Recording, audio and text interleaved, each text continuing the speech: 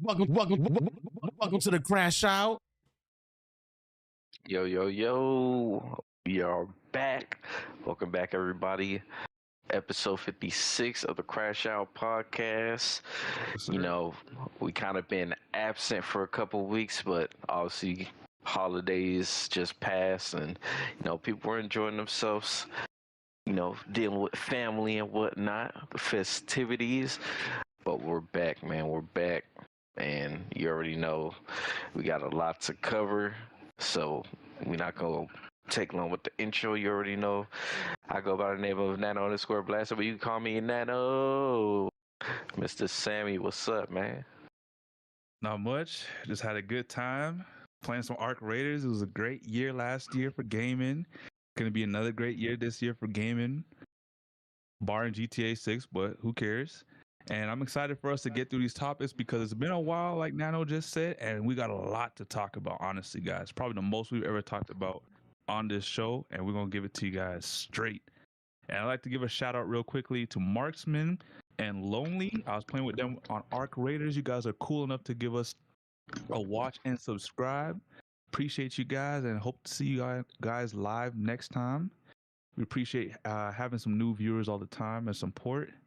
But Caleb, what's going on, man?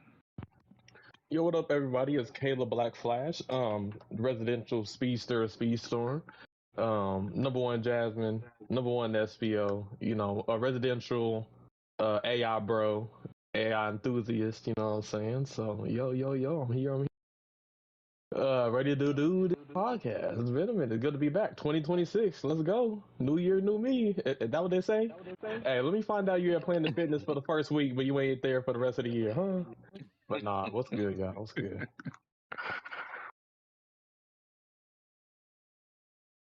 But yeah, I'm last but not least, we do have the one wing angel, the one and only.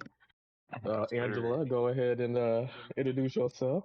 The Poppy of Speedstorm.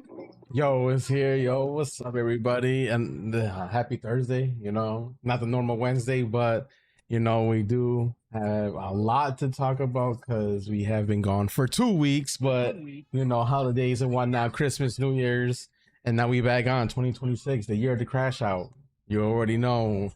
Without further ado, let's get this party started. 100 subscribers, y'all. We did it. Yeah. Triple digits. Yeah. Welcome to the crash out. Put your seatbelt on me cause we about to lash out. If you hating on the crew, you getting thrashed out. Man, we going so fast, we about to pass out. Pockets for the gamers, man, it's time to ride out. Welcome to the crash out. Put your seatbelt on me cause we about to lash out. If you hating on the crew, you getting thrashed out. Man, we going so fast, we about to pass out. Pockets for the gamers, man, it's time to ride out. We covering the drama, we talking about your mama. We smoking on the ganja, we drifting in the Honda. We turning up with Sammy, one wingers with the family. Black flash jamming like a lammy, Nano always understanding. Yeah. Welcome to the crash out. Put your seatbelt on because we about to lash out. If you hating on the crew, you getting thrashed out.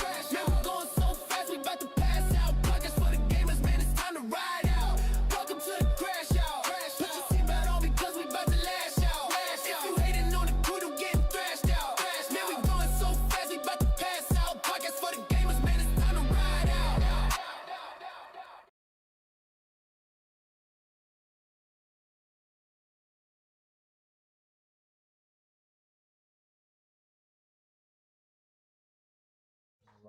All right. All right, so we got a lot to talk about. We got our Disney Speedstorm stuff. We got our Sonic CrossWorlds. We got anime, Anthem. We got all kinds of things. But we gonna get through it. Sonic just texted me. He say he would be down if we talk about his situation today. We got a lot to talk about. We'll see if we can squeeze it in. It might be, in thing when we talk about some of the Sonic drama because there is a lot of drama going in within the Sonic CrossWorlds community. Yeah, man, we'll I don't know what's up these Sonic niggas, man. Yeah, they some basement dwelling weirdos from Sonic 06. You know what I'm saying? They've been My They've been man, weird for a Caleb long said he time. be going to war with the Sonic community. So I don't know, man. We got a lot of stuff to talk about with that, Yeah, man. we'll get into it. We'll get into it. But a lot has happened since the Game Award. I think that was the last episode we kind of covered, and all of that. But there were some things that happened Yes, within, Toxic, there's some drama.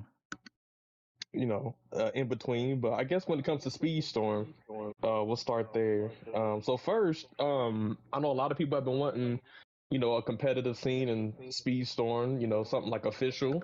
And the first official competition with Disney Speedstorm was the Speedrun challenge. So Disney Speedstorm partnered up with speedrun.com, and there was thousands of dollars at the line. It was a $5,000 speedrun challenge. First place, I believe, got $3,000 or $2,000. Second place, $1,000. And so, all of the top players, competed to see who could get the fastest time. I believe there was payments up to, the top 10 players. And so, yeah, let's kind of recap that and see who were the winners of the speedrun challenge.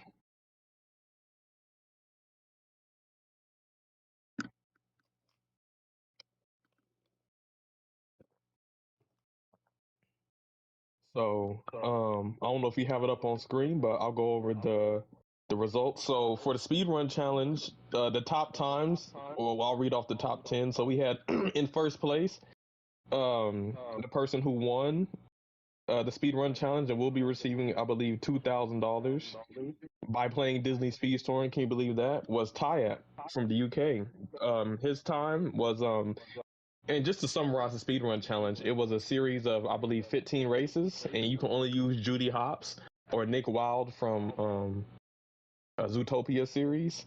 And so, yeah, but very challenging. But Tyap ended up finishing in 35 minutes 4 seconds. Wolf in second place with 35 minutes 4 seconds, 0.9. Then we have Ferrari in third. We had Goblin King fourth. We have Toxic, which is Alonzo, in fifth. We have Anna Buff's Win in sixth. We have Falcon in seventh. We had Cedric in eighth. We had BRZ Rugal in ninth. And we have Angel Valix in 10th. So those will be the people. Hold on. So McNugget didn't get 10th. I thought. Yo, that's wild. McNugget was holding it down top 10, for like literally like 90% of the time. But yeah, top 20. But guess what? 11 through 20 don't get no money. So he it's like he secured the spot, and then I guess people beat his time last minute. Hold so on, he is just that got bumped Bozzy out. at 15? Sorry, Bozzy, you ain't getting paid. Dino in 12th, McNugget 13th, Manji 14th, Bozzy 15th, Aldo Pro 16th. One Wing Angel 21st, Nievo 20th, Alfin 19th. Kind of skipping People was around. going hard. All right, let me ask y'all something because I don't think anyone's gonna say it or ask. So I got 38. If GQ was still here, Soft Rallis was still here, and Maxi was still here, you think they place in the top 10? It really depends because I think it would be hard to say. Wait, you said place in the top 10 or like? Oh yeah, I think they could place in the top 10. I think Soft Rallis could, because that dude was a time when he did play the game. He was a time trial, goblin. You know what I'm saying? He used to always be up there with the goblin. Yeah, Bro, I will say Chico ain't been around for 2 years. Nah, bro. Yeah, Chico probably has to like figure have out to all learn the the new jumping meta. tech and everything. And you don't think he'd figure that out? No. I mean, he'd have to watch not the footage, and he'd have to understand why the jumping is good. I'm not saying he's been out the game too long. Yeah, I don't know. I don't know if he'll be able to like hop into this season and then get top 10. I just want to say, Alice could. And Maxi? I think Maxi could. Let's speak on that. Maybe he could, maybe he. But I mean, there's some good players that did make top 10. Maybe he would have made top 10. That's maybe a fact, not. man. But my thing is like, bro, we gotta make. I'm making this statement here. No hate. We can no longer, consider Maxi to be the best player, number one, when you don't even show up for a $1,000 tournament. You know what I'm saying? You supposed to, if you were the best player in the game, why would you not show up when there's money on the line? And to be fair, you could be the best. Maybe he's probably not the best player in the game like now, but he's probably doing other stuff, man. He probably don't even give two fucks about what's going on in Speedstorm, I man. don't care if you give 2 fucks. You better give 2 fucks about some money, bro. What are you talking about? You got the most skill, and it's just literally all you got to do is be the best and be quote unquote what people think you are, and get some free money, bro. Like, nah, bro. We got to let that die and go to rest. The game has evolved since people like Q and Maxi have retired, and there are some new people who have kind of rose, out of the fire, like Tyap, like what's his name, Wolf. I would consider, right now, those type of players probably the best player in the game over Maxi, over Q, over whatever, and I think they've proven it. This leaderboard shows. You know what I'm saying? And I'm gonna make this statement, being the best in the game means you are the best if, whoever gets across that finish line first by any means necessary. So that means drifting, that means using mechanics, that means bunny hopping, that means rail tech. People might not like how the game is, but who can basically exploit the items and mechanics the best? You might not like it, but end of the day, the people who have perfected bunny hopping, rail techs, drifting, item management in order to get the fastest time are these people. So we got to give these people their flowers and their respect, and obviously they're gonna get their money from Speedrun and Game Loft, I guess. But yeah, I guess right now, I think we can say Tyap is the best player in the game. So let's quit talking about people in the past who can't even show up for one of the biggest tournaments within Speedstorm history. So Angel, you've been quiet. I think that's fair. Am I being up? Yeah, Angel been quiet. Yo, what's up? Well, you want my opinion on this? Yep. Oh shit. I think any of the time trial people that were really good at time trials would have a good chance of hitting the top 10. Truthfully, I mean, I could have been in the top 10, but I just didn't fucking stream this shit every fucking day and practice for 8 hours a day. Like, I see Nougat fucking practice this shit every fucking day. This shit was on for like 8 hours every fucking day, and I'm like, dude, I don't have the time for that, bro. I don't have the time for that. I feel bad for him to put in that much time just to get 12th, just to be that close, Well, that goes to show you how hard it was, though, too. Like, that leaderboard could have been different, if everybody that has played Speedstorm, got on the challenge. Maxi, South Morales, all of them, truthfully. I mean, but I guess we'll never know because I never did. Confused. Some people thought that you had to buy the characters to have them, but no, for this specific challenge, they had Nick Wild and Judy Hopps as free to play characters. So you didn't have to have them to use them in the free practice. So maybe some people didn't try because they thought they would have to spend money to get the characters, but no, that wasn't the case. But like I said, we've had a lot of tournaments and competition, and these are I feel like a lot of those quote unquote legends have not been in the picture. So, but anyways, that is the results of the speedrun challenge. So shout out to Tyap, and basically anybody in the top 10, let us know if when you get your earnings. You know what I'm saying? I'm kind of curious to see how fast that process is. And I guess one of the controversies with this challenge is there were some countries that were left out, like Brazil. So like Wolf, even though he got the second fastest time, he potentially might not get paid. He didn't get paid. He didn't get paid. He didn't get the money. Who's 11th place then? Because they're 10th. It's because Goblin. So Goblin technically. Oh yeah, Dino. Yeah, because Goblin got the 3rd place money. Yeah. So okay, so they already paid out. Wait, hold on. Like they already paid out. Wait, if Goblin got 3rd place and Wolf got 2nd place, why would Goblin get 3rd place money? No, because Ferrari got the 3rd place time if you're counting Wolf, but since the prize money is not counting Wolf because they couldn't pay him. Yes, and then Goblin got the 3rd place money. Okay. Yeah. I forgot Ferrari was in 3rd place. Hey, so yeah, they paid out. So who was 11th then? Did they get paid too? Was Dino 11th? I think it was Dino. No, Dino was 12, so he just missed it. No, McNougat was 12. Wait. No, he would be. Maybe he did get it because BRZ Rugal, if he's Brazilian, he didn't get Oh it. yeah, rule. Oh, there's two Brazilians off. So yeah. Damn, so then McNugget So- got paid as well. Alex got 8th then, and then that Yeah, means Dino would be 9. Yuri So got 9th, so Dino got 10. Dino just made so Okay, McNugget missed about 1, bro.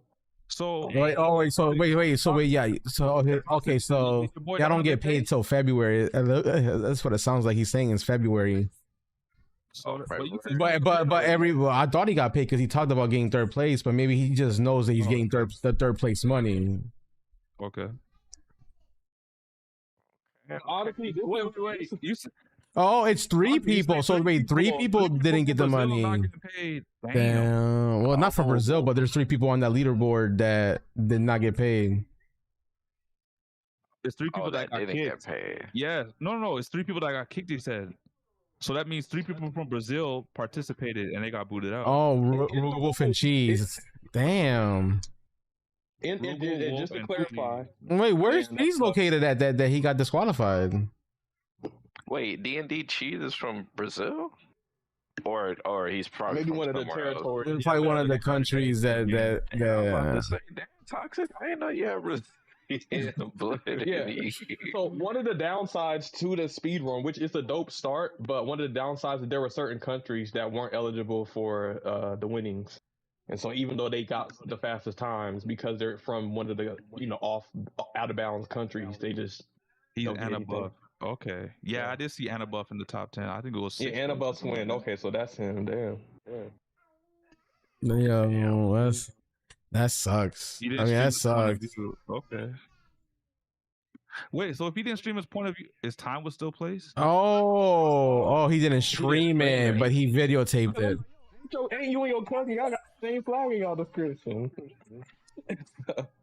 Yeah, I guess that was part of the rules. You did have to stream it because they wanted you to do it within like it's a speed run. They want you to do it within a certain time. Only 5 minutes breaks total. So yeah, if you don't, Yeah, streaming is the best way that they can see that you're not, taking breaks, pausing, retrying, cutting clips to make sure you got the best times on each one. Like, there's so many things that you can do with recording that live stream can just prevent. Okay. Yeah. but I still think it was successful. I mean, it was Overall, very successful. an event for this. I like the idea of them partnering with other companies so we can get paid, so we can compete. That's dope because Speedstorm is all about they greedy, they want our money. But the fact that we didn't have to spend money in order to participate, and they're giving out, and some of the competitive players that have been grinding for over 2 years had the opportunity to put their skills on the line and get some earnings. I think that's dope. So huge W start. And this comes right before the Lightning McQueen season, the car season, when a new competitive mode will be coming out. So I'm kind of curious to see what things they got in store for the competitive mode when it comes out. But overall, W event. Yes, sir. But yeah, next up, now during the last 2 or 3 weeks, this has been the start of the Zootopia movie. Has anybody seen the Zootopia movie? I haven't, but I heard it was really good, and I heard it was super successful. Yeah, I actually heard it is like the highest grossing movie. It beat Frozen or Frozen 2. It's like one of the highest grossing animated movies of all time. I think it's like 1.5 billion. So this movie is like hitting like gold for Disney. So it makes Wait, what movie? Disney. Damn, I was reading Wolf's message. Wait, what movie? What movie? What did Wolf say? He said people can learn a lot watching people playing routes text. If he was first the entire challenge, the last day Game Loft told him Brazilians cannot receive the money because they don't I guess they don't want to like make it they don't make it able for them to, and he said he was pissed. Yeah, no, Wait, hold on. I mean, I feel bad. Against the Brazilians, bro. I don't feel saying this before this shit started, like bro. I feel bad, but Game Loft doesn't have a say of who receives the money. This is not on Game Loft. This is on the speedrun.com people.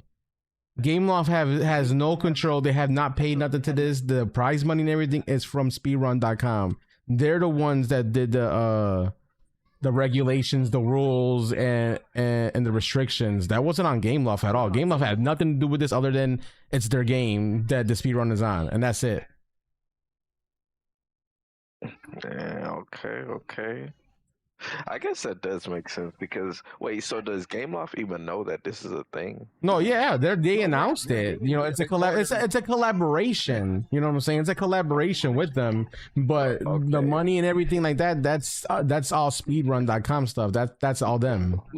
I get why Wolf is mad because he's essentially saying he led the groundwork. He's showing everybody the tech. People are getting money off of his hard work that he put in. Essentially, he was live streaming. He was, you know. But to be fair, didn't they already say that before though? Oh, Wolf is saying that they made the rules because he contacted them and gave them Brazilians because of internal policies. Damn.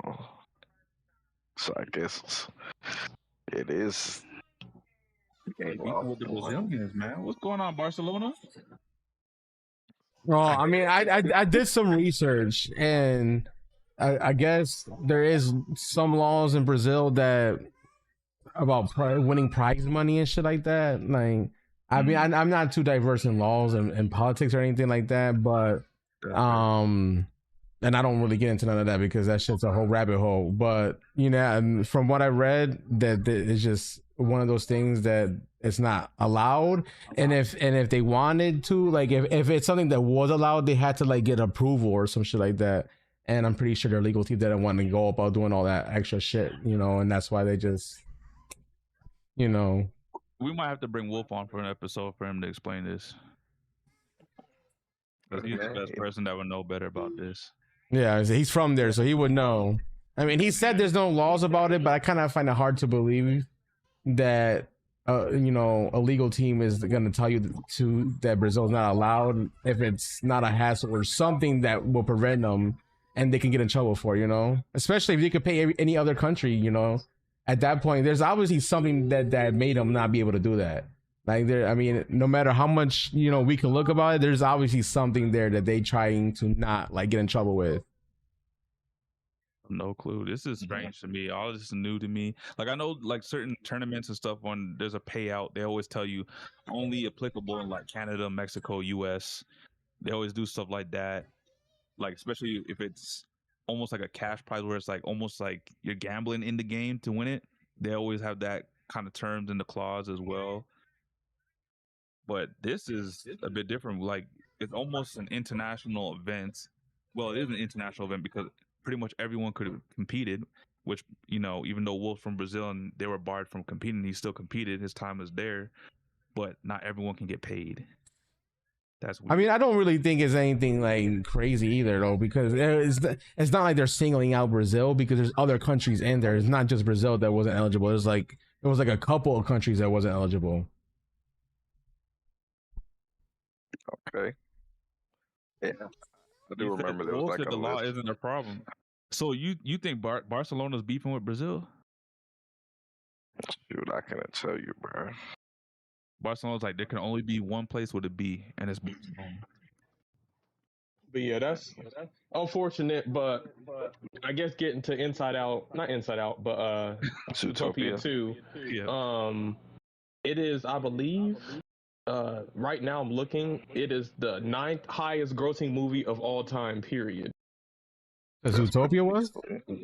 Wait. Zootopia 2? Wow. Hey, let's go. Damn. So I got my box office right now. I mean, Disney's been stepping up their shit, man. And with animated films, I believe it is the 3rd highest animated movie of all time. Wait, maybe second. I think it passed Inside Out 2. Because Inside Out 2 1.6 billion. Yep. So number 1 is Neither 2. I just actually saw that last week. Yeah, that movie was amazing. That's 2 billion. Wait, is that for animated all time? Neither 2? Animated. Yeah, animated. Yeah, and Neither 2. Wait, 2. It's not Avatar? Well, that would be considered live action. But it is, you know, I'm talking about animated. It's not animated. It's CGI. They don't consider that animation. So what is it? Is it like beating out like Frozen and whatnot? Yes. It just passed Frozen. Gotta be. Damn. It passed Frozen 1 and 2. So I haven't seen the movie yet, but I've heard the reviews are good. It's highest grossing, one of the highest grossing animated films of all time. It's definitely making me I want might to see have to it. check that out because I didn't even watch the first one. I didn't know it was that lit. Yeah, I remember I watched the first one, but I remember like bits and pieces, but I need to rewatch it again just to remember. I know like there was something with the otter at the end and all kinds of stuff, but yeah, I'm gonna have to rewatch it. But yeah, speaking of Zootopia 2, Judy Hopps and Nick Wilde are out. Like, what do y'all think about these characters? I guess I'll go first. Honestly, I like Judy's kit. Nick Wilde is kind of like underwhelming. He's a boring character. His kit sucks. All he does is sprinkle some apples on the track that slow you down. But if you're in first, they don't hit anybody. So you basically like your ability is damn near useless.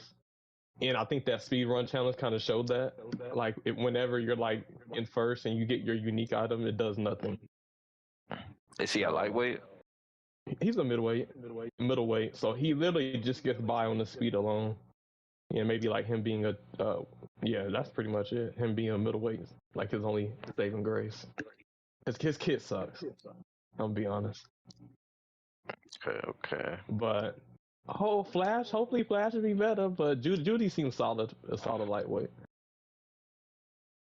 Okay. Angel, I guess you could speak on this since you're the only other person that still plays Speedstorm outside of Sammy and Eno and me. But yeah, what do you think about the two characters that have released so far? Angel be going in and out of consciousness. You muted. Oh, my bad. I was doing something with the kids.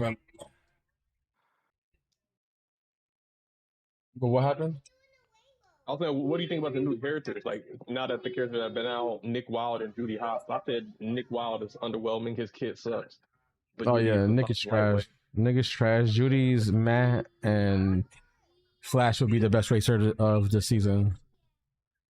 Yeah, Nick is he's a useless brawler. His abilities don't really do nothing. And I'm kind of scared because it seems like Yzma from Emperor's New Groove kind of, from the description, he's kind of like Nick in a way where he throws some like potions on the ground, kind of like how Nick throws some apples. I'm like, I hope Well, apparently she gets like some benefits from it, but I don't know. Kuzco definitely seems like the better character. But anyway, yeah. So I guess that's our kind of take on the new characters. Yeah, Kuzco's Looking forward fun. to Flash. Kuzco. Yeah, speaking of that, Kuzco just came out, I believe, is it today? Yeah, it just came out today, but the event is kind of terrible because it's a what do they call it? One of those Tales events, and basically you have to spend money to unlock him. There is no more time trials, and whoever's top 10 or top 25% gets charged. Nope, it's who's going to spend on boxing, the gambling boxing with using blue tokens. So it's unfortunate. But for those who have unlocked him, he definitely does seem like a great character. I'm going to unlock him, but I'm waiting for tomorrow because there's a Tales event for how much you spend on Kuzco or something like that. But yeah, it's mid-season characters. The way they're implemented is kind of bad. But I mean, we might as well just go over the Kuzco trailer and show off his abilities real quick. Disney Speedstorm did release a video for Kuzco. I'm not gonna lie, so sorry. I know we're backtracked a little bit, but I was looking at the data, and apparently the movie did very good in China. Okay. It did opening like 270 million just on opening. No, that's pretty good. Okay. Yeah, the China market is 1 billion people. Yeah, you get the China market, yeah, you're definitely gonna be making some bank. That's why a lot of companies tiptoe around China because they want to get into that economy. And if that means they got to follow certain rules or something, they'll do that. Yeah, Angel, I posted the video link in the CrashOut chat. I mean, you're not lying because there's a Chinese story, and that's the reason why that really blew up. I mean, the first one did all right, but the second one is what like took off in terms of animated movies. And it deserved it though. It's literally like Black Myth Wukong, but like an animated movie. Yeah. and featuring instead of the Monkey King another character within the Chinese mythology. But yeah, that movie was amazing. It definitely deserves it. You know, the stuff they were doing on that, it was crazy. The amount of stuff they had on screen and the fight scenes and just everything. It was good. Okay. But yeah, Angel, are you there? Oh, there you. There it is. Yeah, so we got Kuzco. This is showing off his kit.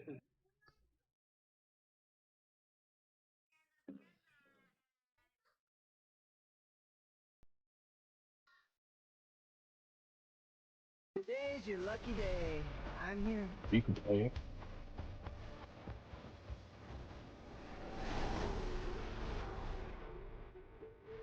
Oh yeah. Boom, baby. Now we're leaving. Let's go. Booyah! Out of my way. Did anyone see that?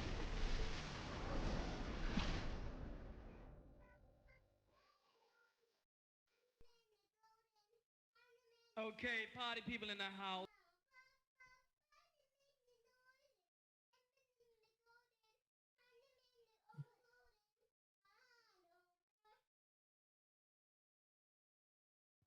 All right, so that is Cusco, y'all.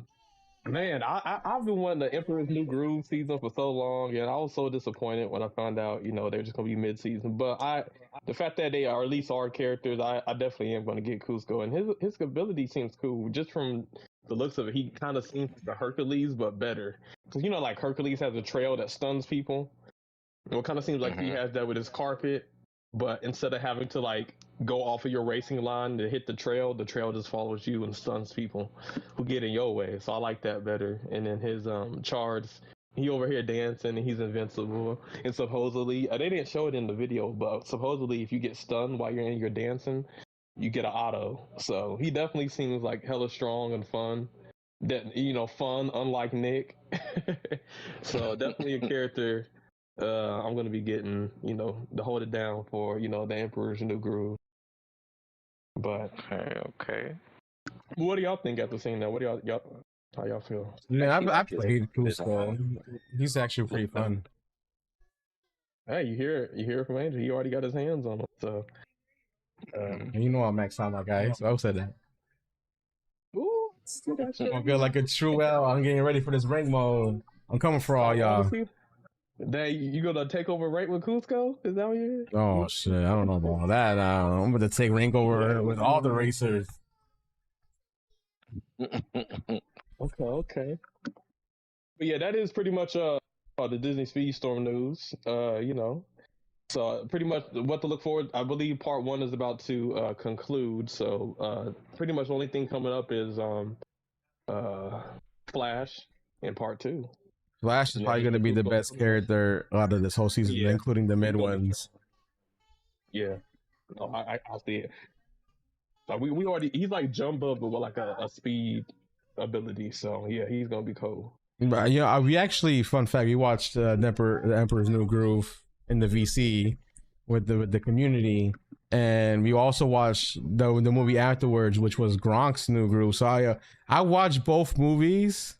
And yeah, I'm kind of upset that they did my man Gronk's dirty because he deserves to be the third racer in the season, bro. Like I'm like, come on now. Truthfully, I feel like he should like he was a star of the movie, to be honest. Yeah, they made a whole movie.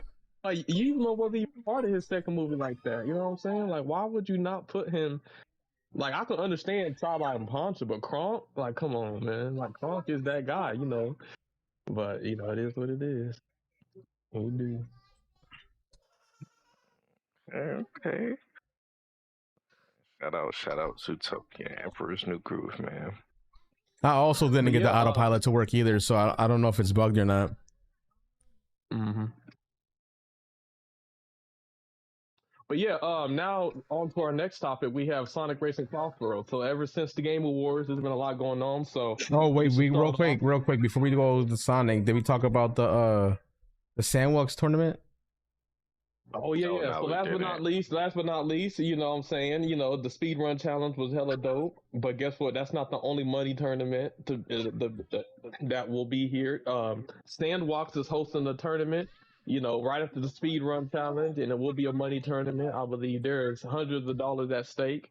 It will be a solo tournament. It is a founders tournament. And so if you want to join that, make sure you join the Division Speedstone competitive Discord so you can sign up. So, you know, we did the town trial, but now it's time to see, you know, the top players battle it out. And there's a lot of top players that are signed up. So it's definitely going to be a very highly competitive tournament. And, you know, maybe there's some people who want to win some more money who won the speed run. Maybe some people who got left out like, nah, it's time to get my get back. Are you joining this tournament? Yeah, I joined. Oh I snap! can get a piece of the pie. I'm gonna try to see. It's gonna be sweaty as hell, bro. Super sweaty.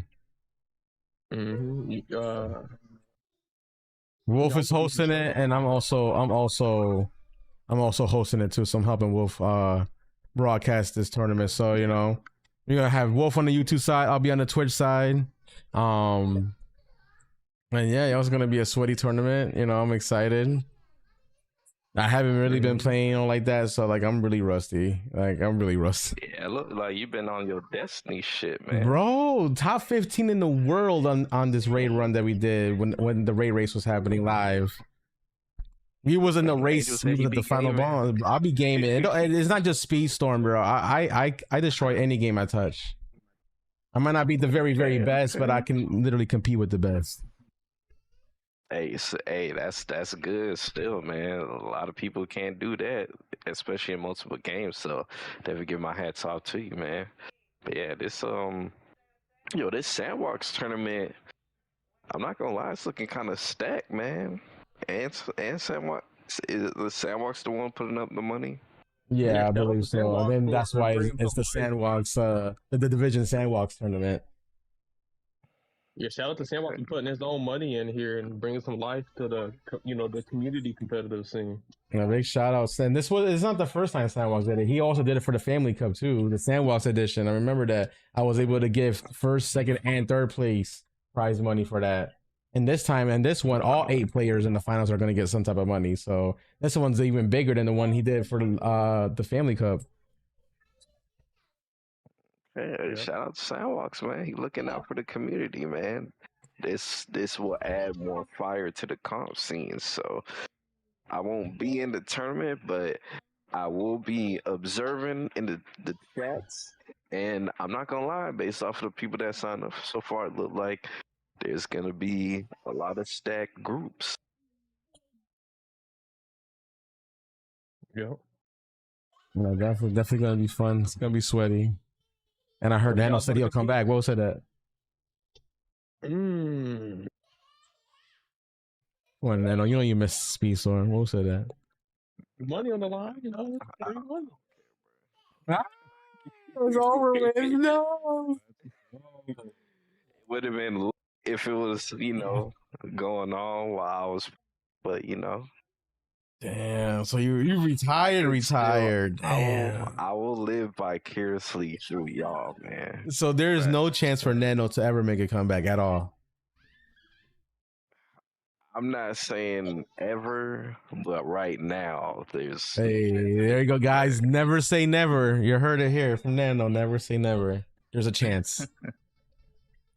Oh, man.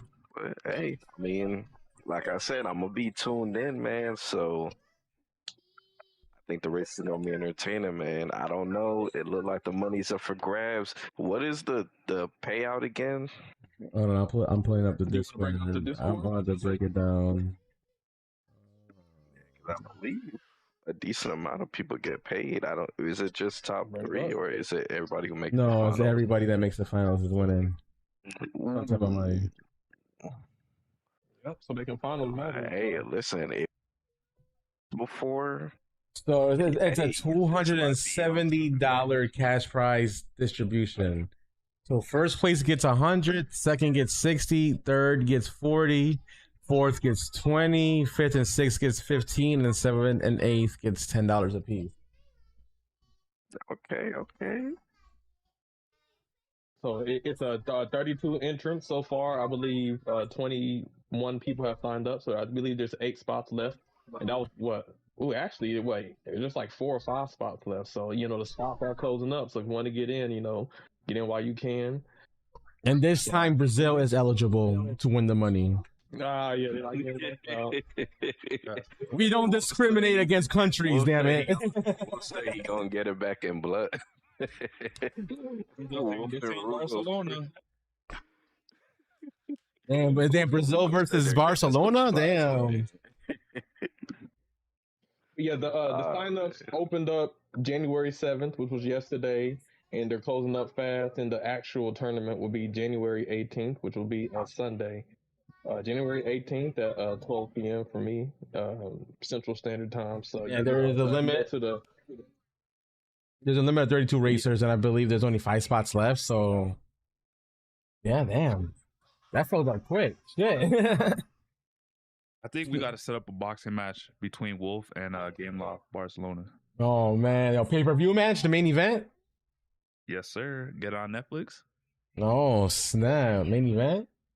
So yeah, there's gonna be 4 groups: Group A, B, C, and D. There'll be 6 races for the preliminary rounds, and then 11 races total in the final round. This is not, when we say founders tournament, it's not you have to be a founder to be in it, because there's some people that literally asked me and said, I'm not a founder, so I can't join. It's like, no, it's just a founders edition. You don't have to be a founder to actually play. It's just basically all the characters that are playable, all the maps that are playable are from seasons 1 to 3, which you had to have been a founder in order to be able to play early access. So that's the only reason why it's called the Founders Edition.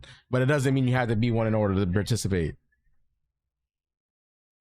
Just in case that's what's holding anybody back. Hold on. So does that mean the characters are gonna get buffed back to what they were from seasons 1 to 3? No, unfortunately, that would not be. We can't go back in time like that, Sammy. Jeez. Y'all remember? Man, Y'all remember Buzz? Y'all remember Mike? Listen, man. Hey, man. Y'all remember Genie?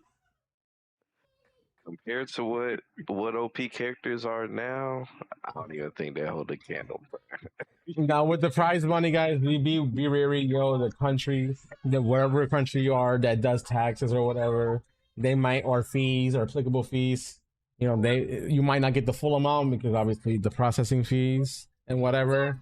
The final amount will vary because of that, but you need to have PayPal in order to receive the money. So if you are participating in this, you have to have a PayPal account in order to get the money. Have to have a PayPal.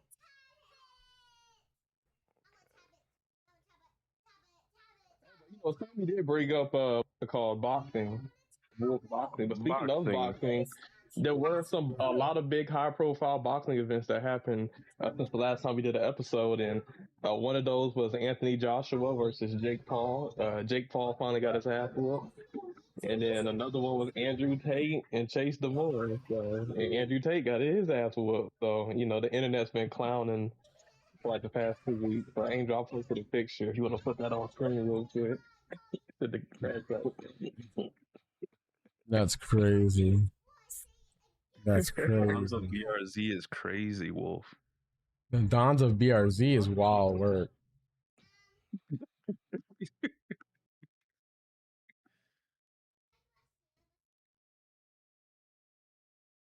That's crazy. That's crazy. The same position too is wild. The BRZ clan. Yo, Wolf said this is what Game Loft is gonna look like when he's done with them. Dang. Why? Damn. Hey, they said that's how Adam 22 gonna be looking pretty soon, man. Oh no! So if y'all don't, I'm not gonna go deep into it, but Adam 22, gonna be boxing Jason Love, and Jason Love and his wife had a little ordeal go. So that is gonna be a hot mess, bro. So the influencer boxing scene is on fire. It's crazy, bro. So then Adam's next, gonna have Oh my gosh. Adam.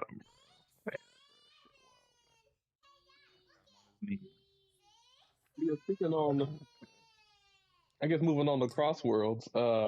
You know, the Legend competition did conclude, and yeah, Angel, I don't know if you want to open up the game and go through the top 100, man. We can go through who made it, man. Who made the top 100 within the Legend competition? That was honestly the hardest Where's that competition at? I've done in gaming. Go to what's called the events in Sonic Racing Crossworlds. You go to the main menu. Oh, like I had to be in game. Yeah. Oh, okay, hold on.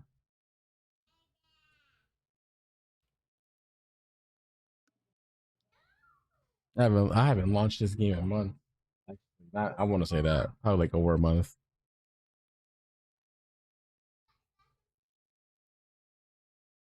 Dang, who retired Angel from the game? Nah, it's just there's too many games I'm trying to play, and it's too hard to manage all of them. That's facts. And this is something that is supposed to be played over time. So no, it's not like people got to play it 24/7 every day of the week. But that's kind of how the Legend competition felt. I ain't gonna lie.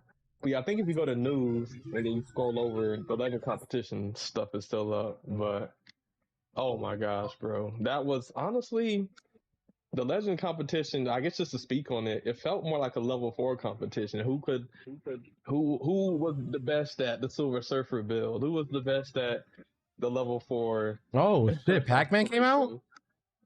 Yep. We gonna get to it. Yeah, it's live. The festival, the Pac Man Festival, just started like I believe an hour ago. So yeah, a lot of festivals have happened within the last. A lot of stuff has happened. A lot of events have happened within the last couple of weeks. Yep. But yeah, Pac Man is out. For those who don't know, a new track and everything.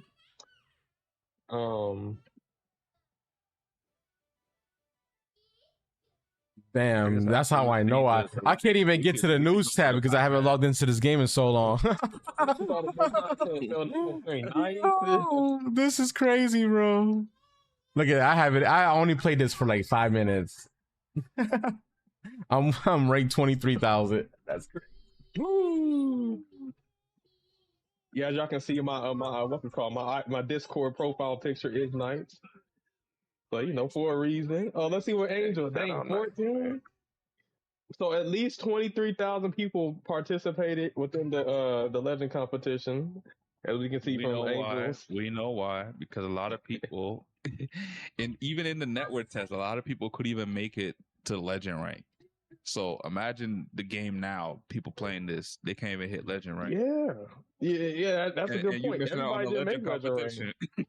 So that means at least 23,000 people hit Legend. That's actually pretty good. So the number one player in the world in the first ranked is 1UP Expanzo.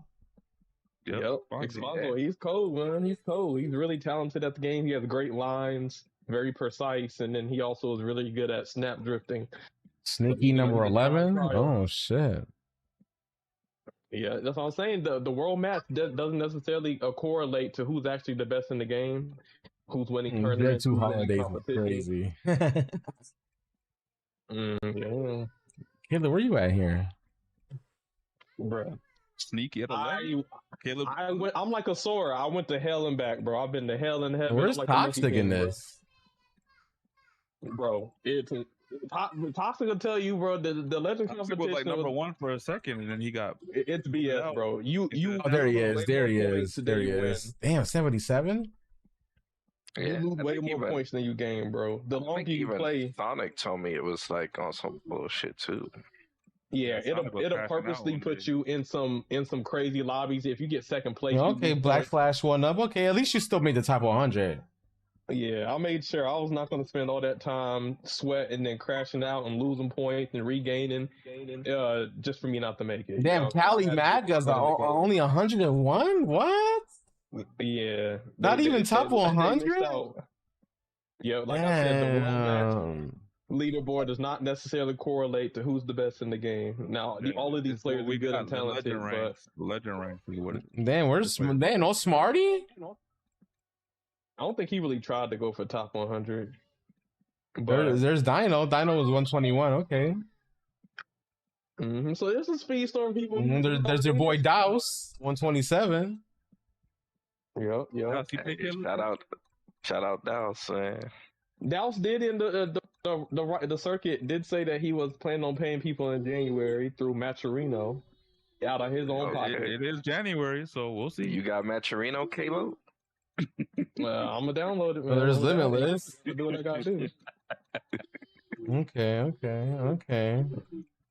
Big shout outs to the top 100, and whoever participated in this thing. Nano, let me ask you something. You gonna do a top 200 list?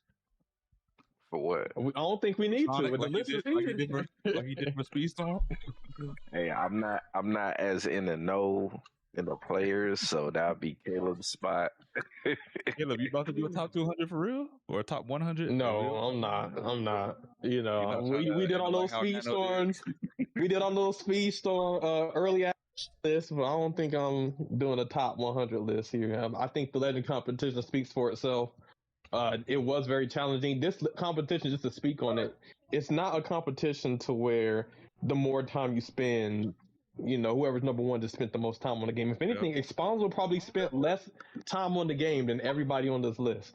It was more so because if you spent a lot of time on the game, you're probably going to be losing points at certain times because some of the lobbies got so stacked, and the one mistake is over and then you lose like 30, and then for winning you might get like 5 points for winning, but you lose 30 for losing. So 1, 2, 3 races, maybe 50 points sometimes. Next thing you know, you're down the list. So it was, and then it would take hours.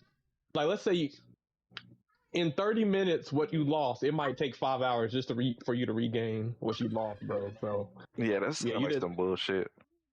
That reminds me of Speedstorm ranked back in the day before they nerfed it. Yeah, it was very, very strict. Hey, that might be Speedstorm rank mode when it comes out next season too. Who else said that? But that's what it should be. It's not supposed to be. Oh, I can just RB drive and if I just spend more time than anybody else, I win. Still gain points. I do respect it. It definitely was more competitive than a world match, but very stressful, man. Very stressful. There wasn't very that much wiggle room for diverse builds. Pretty much if you wanted to. I think 98%, maybe 99% of everybody in the top 100 was running the same build. Technical drift. What Sega said. Sega said this is gonna be a competitive game. They gave it to you. So that was that. Where were you at, Sammy? I was playing Sammy was hyping up for a long time. Yeah, you was all about CrossWorlds. Hey, I'm not gonna get off of this game. I still play when the festivals are there. I'm still active. I'm not Angel saying I haven't played in months. I play every. Hey, but I never said this would be my main though. Hey, Art Raiders is my main. No, so okay. Came out, Sammy. Yeah, he said fuck fucking Expedition. He said fuck CrossWorlds. Fuck all the rest of the games. I wonder what the next one's gonna be. It ain't gonna be enough game. It's Arc Raiders all day. But I guess just to conclude 2025, at least in Sonic CrossWorlds. So right after the Legend competition, we had the Nights Festival, which was amazing. I kind of fucked up. I was so burnt out from Legend competition. I didn't really play the Nights as much as I wanted to. And so I did miss out on the top 1,000 banner, unfortunately. But honestly, the Nights, I did get the horn. Honestly, the music was good that came out with Nights. The new, board looks good. Nights is a dope character, equivalent to SPO with like one stat higher in the boost area. So, right at home. But overall, Caleb, because what were we saying when the game launched? There was only one character in the game with a boost stat, and that was Hatsune Miku. We finally got a character with boost. Yeah, and Whisper. That is Tango and Whisper. Most people don't know who Tango and Whisper are, but I guess they are some Sonic characters from the comics, but they will be coming in February. But I believe Whisper is a boost character, and her boost stat is higher than Hatsune Miku. So she will be meta whenever she comes out. But yeah, so that was, pretty much 2025, but we did get news from Sonic Racing CrossWorlds. They had a roadmap for January of 2026, and I did post the picture in the CrashOut chat. You can post it on screen.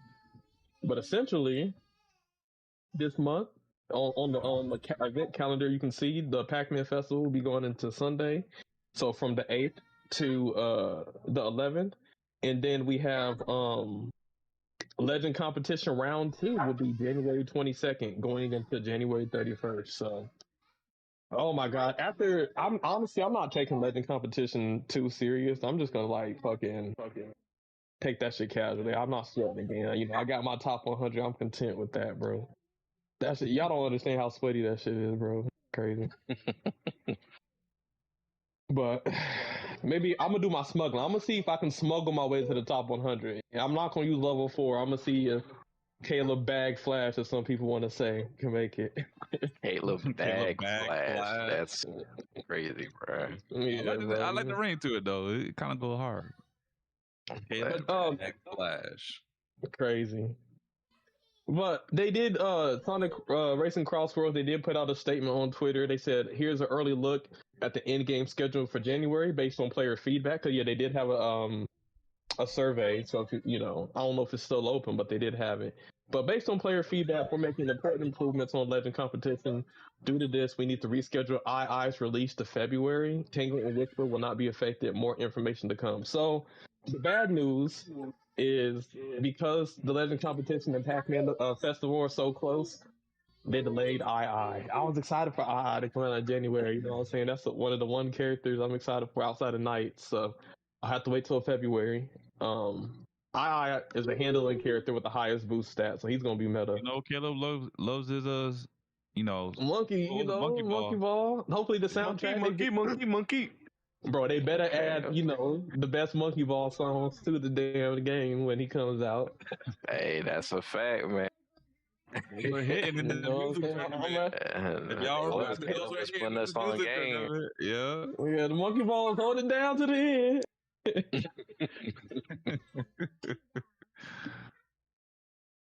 But yeah, so I'm excited for that.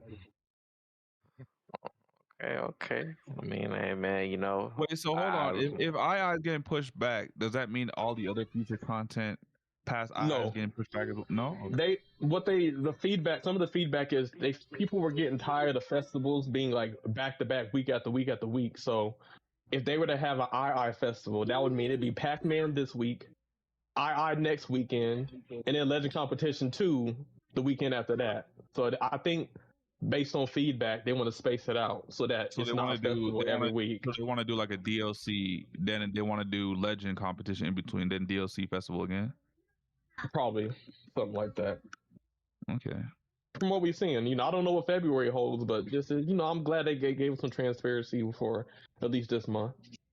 But like they said, Tango and Whisper, they're not affected, just AiAi. But yeah, that is the official stuff coming out to look forward to. So I will say the Pac Man does have a new track. It is amazing. What's it called?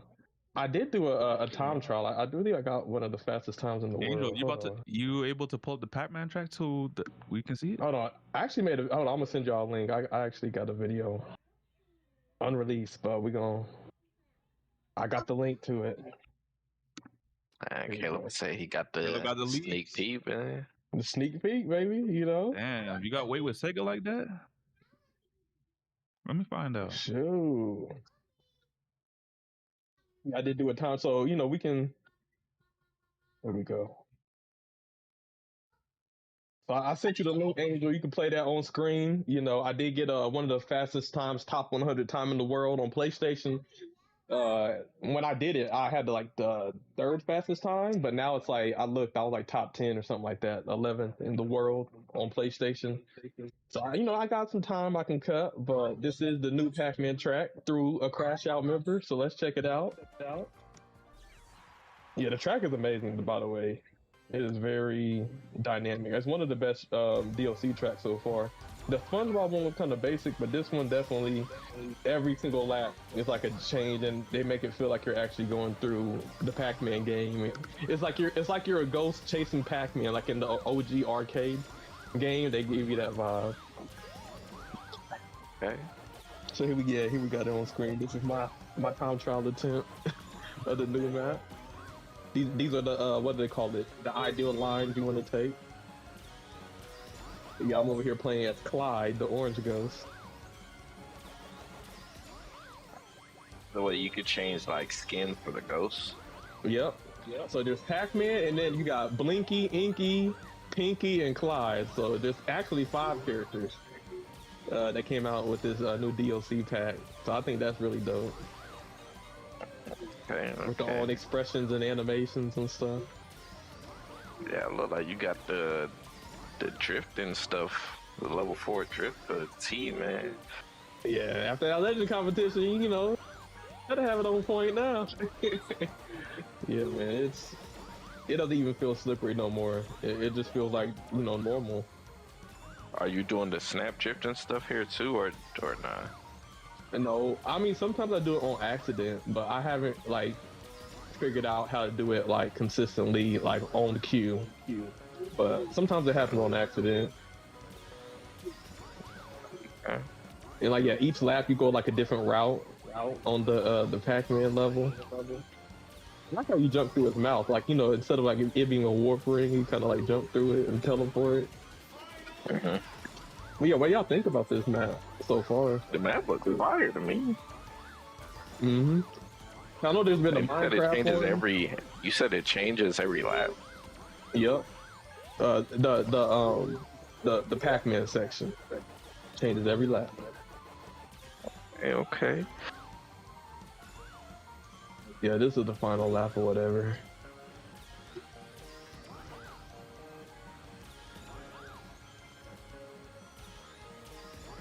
This looks cold. This is legit. Oh, do.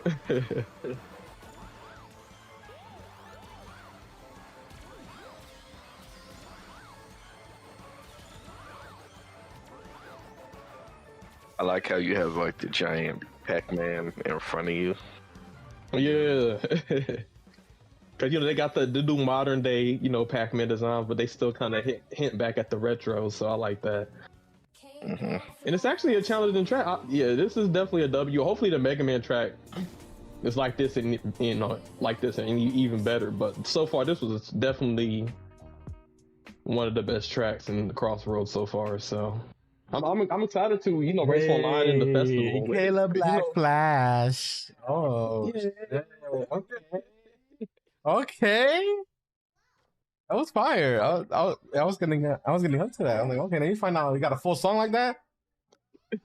Yeah. You know what I'm saying? So yeah, that is the new Pac-Man track. So if y'all want to experience it, make sure y'all get on the festival. It's live now Number 5, number 4 in the world in the rankings. on PlayStation. Let me specify on PlayStation. Xbox kicking everybody's ass, bro. Xbox on sneaky. Right now, they number 1 and number 2 on because, but you know their PC. Well, Sneaky's actually on PlayStation, but Expanso's on PC. But you know, I'll take my number 4. I'll take it on PlayStation. Okay. Hey, shout out Sneaky, man. We knew he was gonna be east when we was running to him Yep. the earlier days. Yep, back on the He- open with this.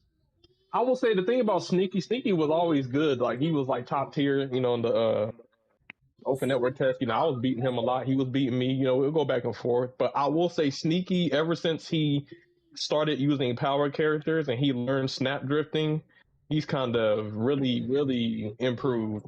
So he's definitely kind of shot up ever since he learned snap drifting. So yeah, it's kind of like him and Expanso will be going back and forth with whoever, you know, the fastest time. But yeah, that is the new Pac-Man track. Unfortunately, there's no Knights track. You know, I wish we could show off a Knights track, but there was no Knights track. But we did get a Pac-Man one, so there's that. But yeah, and I guess last but not least, you know, not last but not least, but you know, I guess going into the future, you know, there is going to be IRL tournament for Sonic Racing CrossWorlds, which will be held at Momocon. And I believe Douse, you know, and some other people are getting together with some event staff organizers and even Sega to make this IRL tournament happen. So, you know, Momocon, I believe, is like a Comic-Con type of place that will be happening in Atlanta, Georgia. So if you guys want to compete in the first in real life, Sonic Racing CrossWorlds tournament for money, make sure you hit up Momocon. So, I believe that'll happen is it April or June? I believe it's later on this year, but I'm actually excited for that. I want to being able to compete on a stage for Sonic Racing CrossWorlds. I think that'll be lit, bro. Actually, hopefully, maybe I'll sandbag my way. You know what I'm saying? Maybe I'll use my item hoarder my way all the way to the top, man. Smuggling's got watered down, man. Ever since everybody's been using level 4, it's hard to catch up. So we'll see. Do they have any Alex got its CrossWorlds today. Oh shit!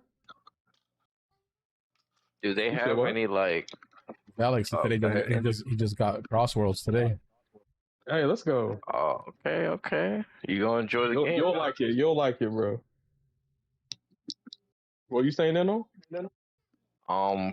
For the Momocon stuff, has there been any concrete info on it? Do they have a prize payout or how it'll work exactly? I think right now they're in the development stage. I think from what I'm hearing, there will be a prize.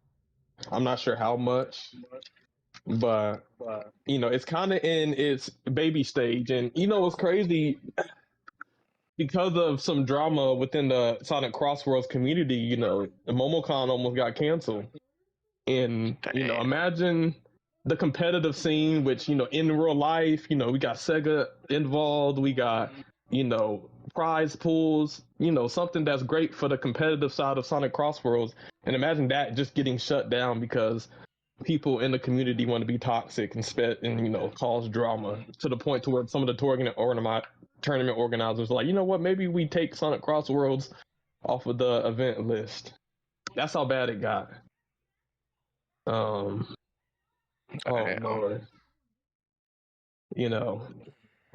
And so we can jump right into it, man. There's been some drama on CrossWorlds, man. Where do we want to start, man? Damn. Should I grab my popcorn? Yeah, get your popcorn. So, I guess, do you just want to talk about it from? Okay, so I guess, in your opinion, tell us what's going on, because I know did this leak into the Sonic Anarchy stuff, or is it separate? Separate, but Hold on. Before you say anything, Caleb, is it gonna break your NDA? No. Okay. I'm not gonna go that far, but wait, NDA. Sonic. It's some stuff, man. It's some stuff, but to have an NDA is kind of wild. From my experience, right? So I haven't been playing Disney Speedstorm, as much as I used to. I was excited about Disney Speedstorm at one point, but I quit playing it. Well, I didn't quit playing it. I was more excited for Sonic CrossWorlds because one, it's just a dope, fun racing game. I like Sonic. It didn't have a bunch of microtransactions. It's competitive. For the last, few months, before the game came out, we were definitely hyping up Sonic. And I didn't leave Speedstorm because of the community, but more so because of the monetization issues. And me and Nano were kind of talking about that. I don't like how, look at this Kuzco festival. I don't like how instead of having time trials, they just got people spending money just to unlock a mid-season. I don't like all of the monetization stuff. So, I was like, yo, Sonic CrossWorlds is coming. I'm excited to get into the competitive scene. I'm excited to interact with the community. This is going to be dope. And we got the game. It came out, and all of a sudden now, you start to see the downside of the community, bro. The community is toxic as fuck. Any beef or any, drama, I feel like, we had in the Sonic racing, not Sonic, but the Disney Speedstorm community, I think pales in comparison and looks petty and very minuscule to the drama and stuff that is going on within the Sonic community. My interaction into all of this is, I joined, I think my first negative experience with Sonic Racing CrossWorlds was, I shared a video of the open network test And I use AI. Y'all see my Speedstorm videos. People know, I use AI. I never had no issues. Some people might say, "Oh, look, this Disney character looks cursed," and that's pretty much it. But like, I think I posted something in, one of the um discords of Sonic, and then all of a sudden, I mean, I just started getting like, attacked by people. Oh, you fucking AI, bro, AI slot. Oh, I hate AI. They're like, coming to my channel, leaving comments. I had to delete some comments because, I was posting on TikTok and my TikTok was doing good to get views. And people messaging, "Oh, why is your video showing up on TikTok, AI, bro? I don't want to see your AI slot." Like all kinds of crazy stuff. And I was just like, this is just my introduction to the community. So I'm just like, okay, and I think this is a Discord Sammy introduced me into. Because Sammy was like, "Yo, there's like a Sonic Racing Discord," and the moment we joined, they were complaining about AI. Yep. I told Caleb right from the jump. I was like, "Caleb, I'm not gonna lie to you. Some of the first messages I saw in this Discord were people hating on AI, or people using AI to make artwork, or anything AI related.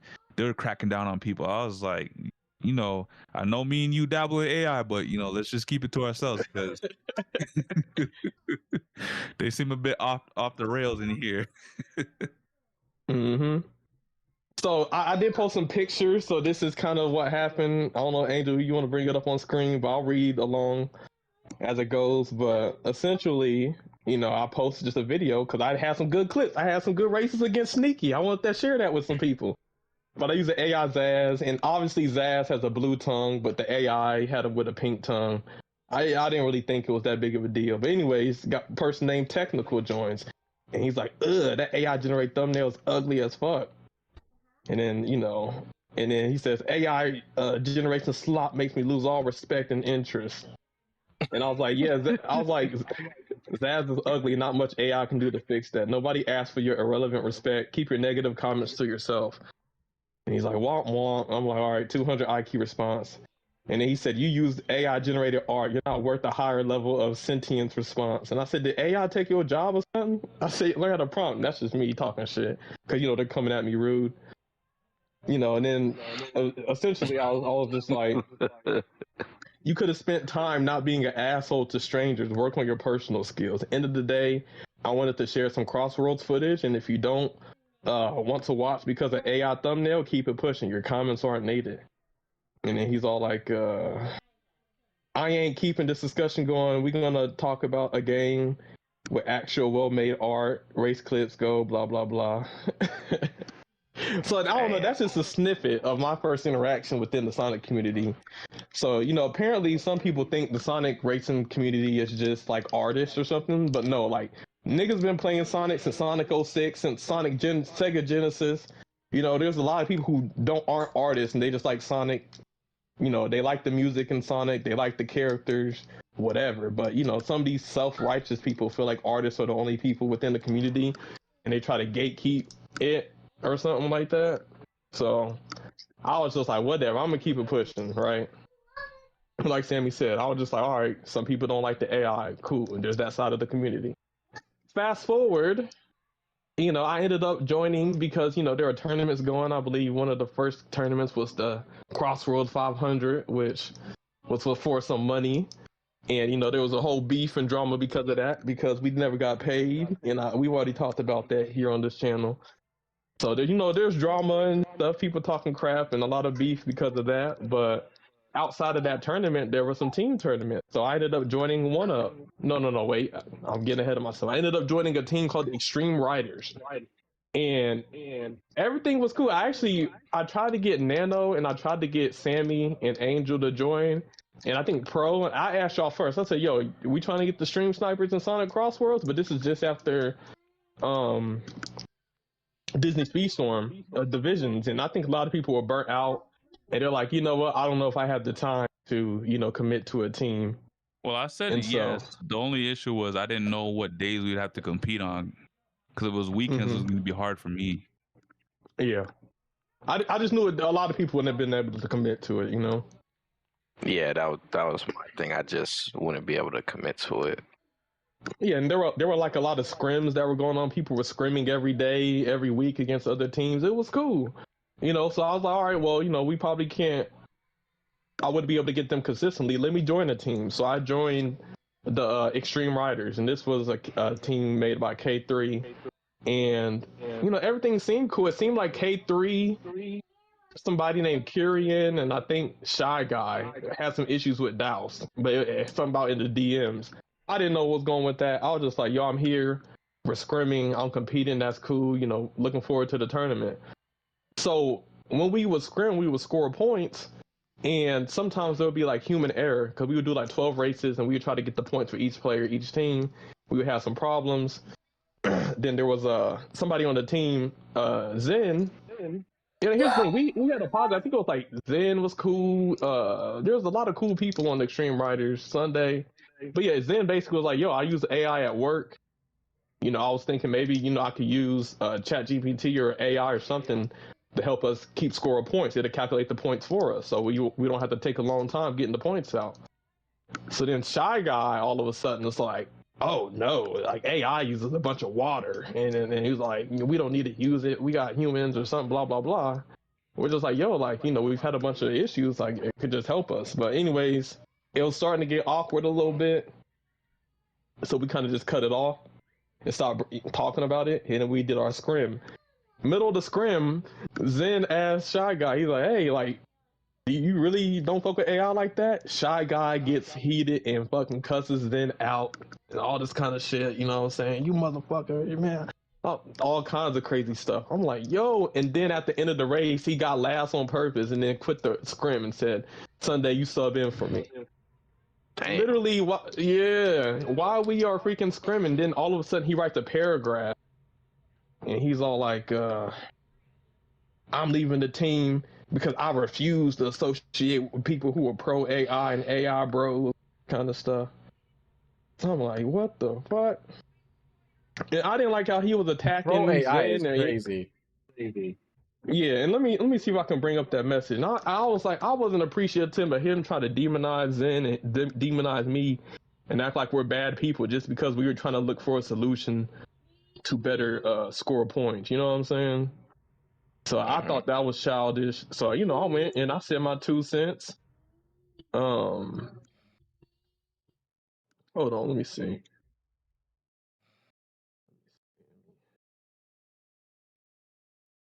Let me get this so y'all can see it. Yeah, the CrossWorld people are crazy too, man. It's not just Speedstorm community. It's like all communities will have that. Yeah, that certain area of people. But negative people. All you CrossWorlds players out there, though, I would love to race y'all in my neck of the woods. Come over to freaking Speedstorm for a little bit so I can show y'all how it's done on my neck of the woods. I want to face Sneaky and all of them and Speedstorm so I can show them exactly who the fuck I am. What? Yeah, and then he's all like, I might be good in CrossWorlds, but you're definitely not going to beat me in fucking Speedstorm. I 100% guarantee that.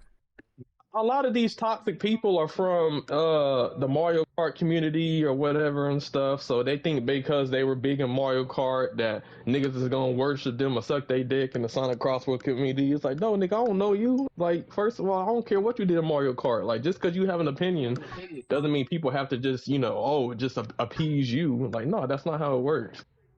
But, some people are very egotistical. But he's all like, hey, y'all, it hurts to say this, but I'm going to start looking to joining other teams. Y'all have been great to work with, and I'm very proud of how far the team's come. But the recent talk on generative AI really opened my eyes. I don't feel comfortable associating with anybody who is pro AI. It's not something I'm going to tolerate. I hope you can respect that. No, I don't. That's not the only reason I'm leaving, but that's what broke the camel's back for me. I joined this team mainly because it was the first one that offered, and I don't want that to limit my options for people I interact with. Best of luck with y'all. I don't know. It's like, nah, you ain't gonna just say that after cussing niggas out. That's crazy. Yes. So, and it was crazy because I actually recruited Toxic because on that team because y'all know the beef I had with Has. We were pretty cordial on the team. We got Toxic on the team, so I'm thinking like, yo, this is gonna be a strong team with strong players.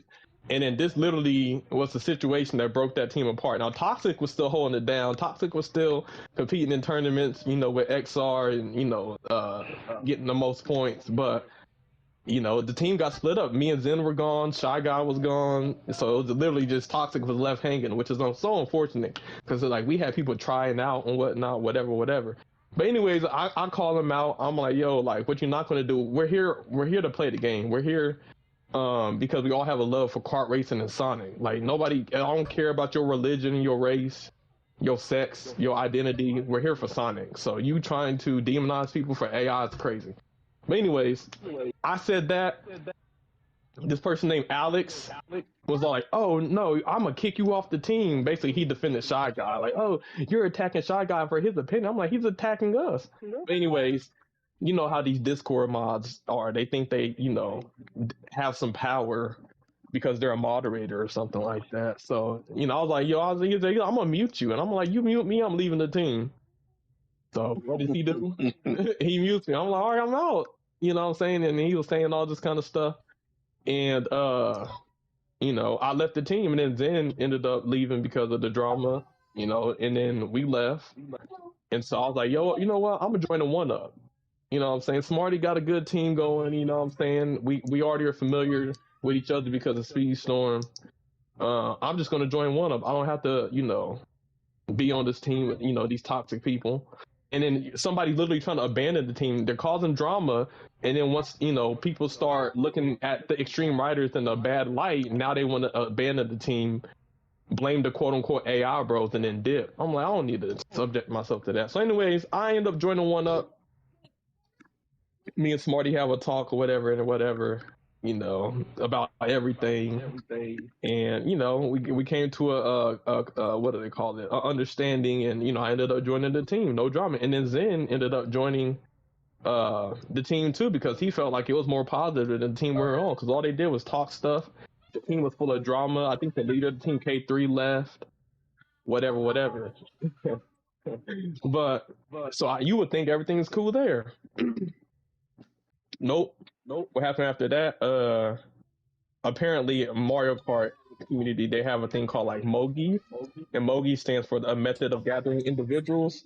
And so they wanted to have that for the Sonic community, so that people can, like, who don't want to do ranked. So kind of like how we had divisions, they wanted to, have Mogis and stuff. So somebody, suggested me to the server. I joined. And then all of a sudden I joined, and I was like, yo, how do I join the race? And then the dude's like, ask Grok, AI bro. I'm like, what the fuck? Ask Grok. Like, why do you get so much hate out of these communities? Like, I live my life the way I want to, and I don't conform to what people want me to be. Oh, first of all, it's the Speedstorm community. Now it's the CrossWorlds community. It's like, bro, you can't escape it, man. It's like, motherfuckers really be hating on you. Yeah, I'm like, so then I was like, I actually use ChatGPT, and I was whatever. So anyway, there was a back and forth going on. I'm like, bro, I'm just trying to join y'all over here, trying to talk about AI, bro, this and that. And then I think it got to a point where the same guy who kicked me off the team was a moderator in this lounge server. So then that motherfucker was trying to mute me, and then he would mute me for an hour, and they would talk a bunch of crap. And it got to a point, even Limitless saw, because Limitless, I think, was there when it happened. And he's like, yo, y'all can't keep talking about him and expecting him not to say anything. But yeah, they were basically just attacking me for that. So I'm like, are you Shy Guy's minion? Because apparently Shy Guy, after he left the team, he joined the Wind Riders, and then he told basically everybody on the Wind Riders about the situation, and basically to attack me because of AI or something like that. And so basically everybody on that so not only would he cause drama for a team, left the team, now he's trying to get new people on other teams to hate me because I use AI. And so now I'm getting harassed by people, and I'm just trying to freaking join the freaking Mogi. So I was just like, all right. Yeah, so I get continuous harassment throughout the community.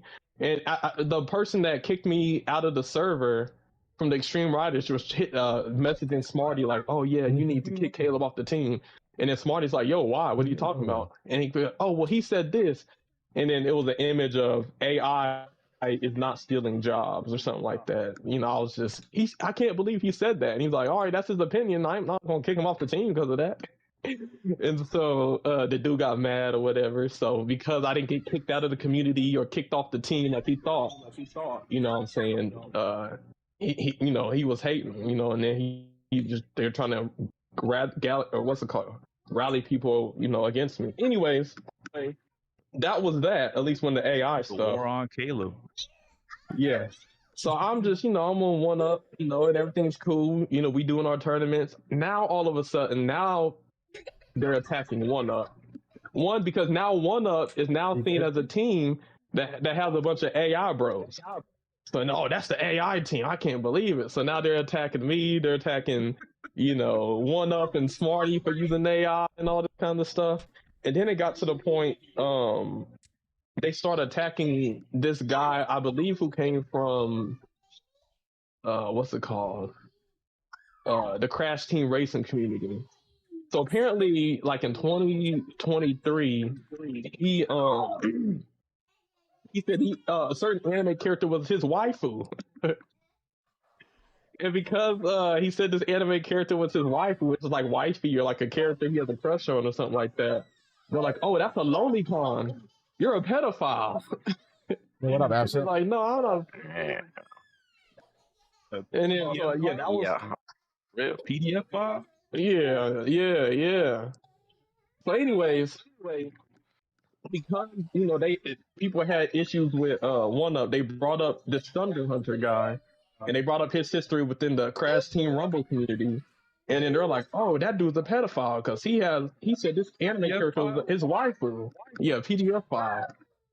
And then they're like, you know what, all of one up pedophiles.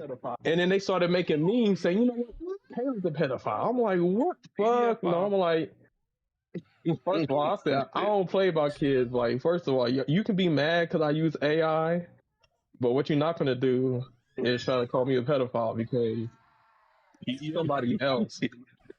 You know what I'm saying? Hey man. Hold on. Yeah, you got to be careful with that PDF file accusation. Yes, sir. Yeah. So I posted a picture in the CrashOut chat. So this is the type of the memes they were coming up with. And I said, you know, he posted this. Glad you could join us. One up child molester, something like that. Officer Caleb. I think somebody in the game changed their name to One Up Epstein. And that was like their name in the game or something like that. Yes, you so did. it was getting pretty bad, bro. Yeah. Just sounded like it was getting out of hand. Yeah, and the thing is, what you don't want to do, it obviously, you know, if there's a real situation, handle it. But like, what you don't want to do is just like willy nilly just be throwing around PDF files to random people because you don't like them.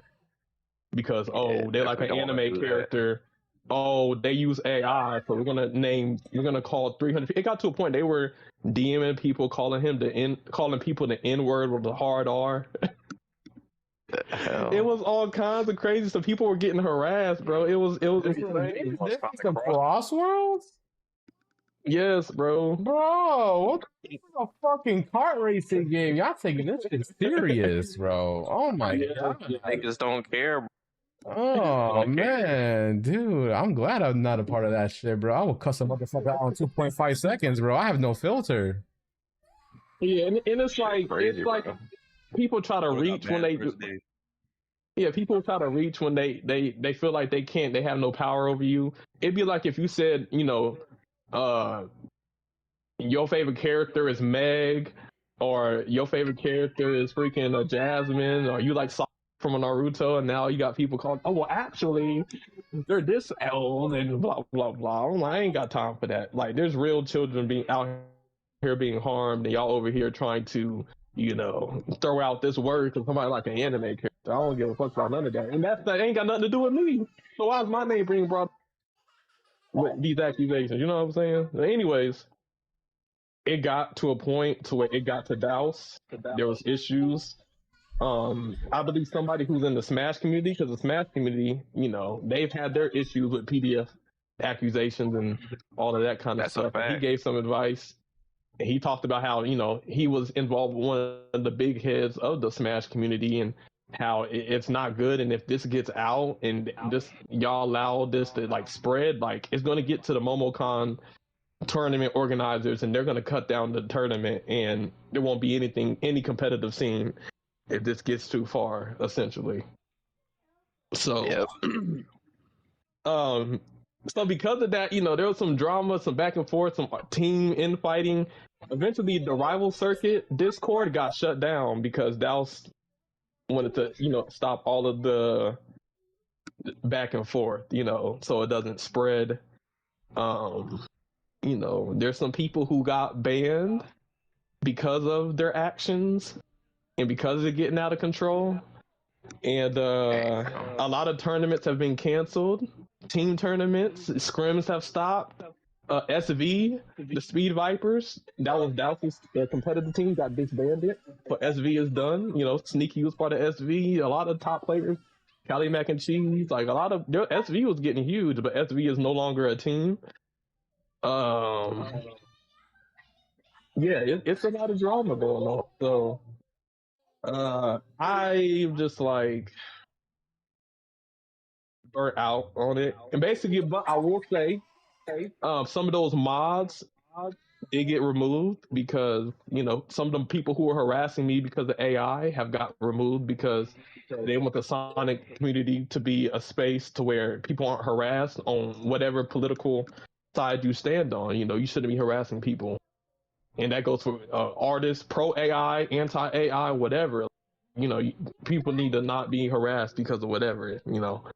And so some of those mods got removed and they're salty and stuff. So, I believe the Sonic community is trying to start over. They did put some rules down, no talk. They treat AI as if it's like a political thing.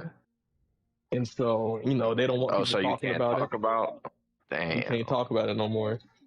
Yeah. Which it's fine. And here's my thing. I never brought it up. It's just people coming after me because they know I use it, but I don't bring it up. You know what I'm saying? But once somebody attacks me, I'm gonna defend myself. I'm gonna lash back. You come into my channel talking crap. You in messages and teams. But anyways, yeah, a lot of drama. Damn. I think there's a lot of people who they see you thriving or they see what you got going on, and when they feel like they ain't got no power over you, they try to get to other means. So, but yeah, that's what's going on in the Sonic racing community. Hopefully, the community can get more positive and not be doing some infamous accusations and labeling hundreds of people, PDF files because you don't like one person has a waifu anime character. Like it's so stupid and so petty. But that is the CrossWorlds drama, y'all. So because of that, I did make a song, a diss track to all of the Wind Riders, So why don't we go ahead and play that for the people? And Angel, if you could put that tombstone in the background while the song plays. We can go ahead and enjoy it, Caleb about to drop a beat 'em up diss track. Yeah, bro. Yeah, man. There is some more CrossWorlds drama even after that, so stay tuned. Yeah, I had to make a diss track for these niggas, bro.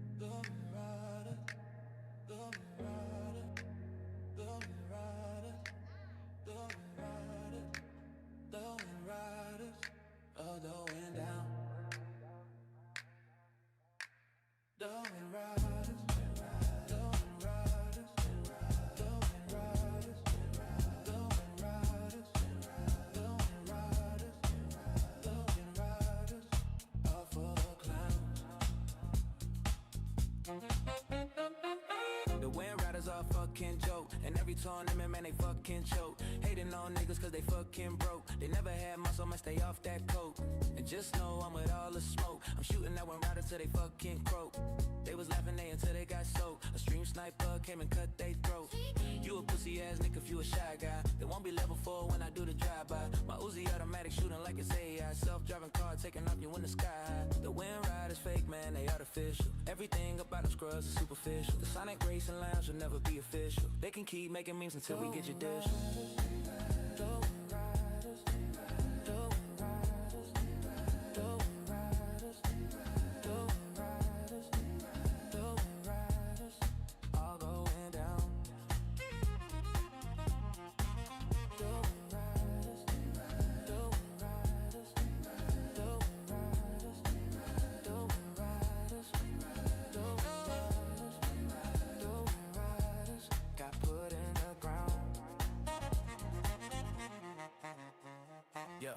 Poison in the community, and airborne disease messing up the unity. We need an antidote so expeditiously. They out here spreading lies so untruthfully, which is why they will get dealt with ruthlessly. They getting kicked out the club so brutally.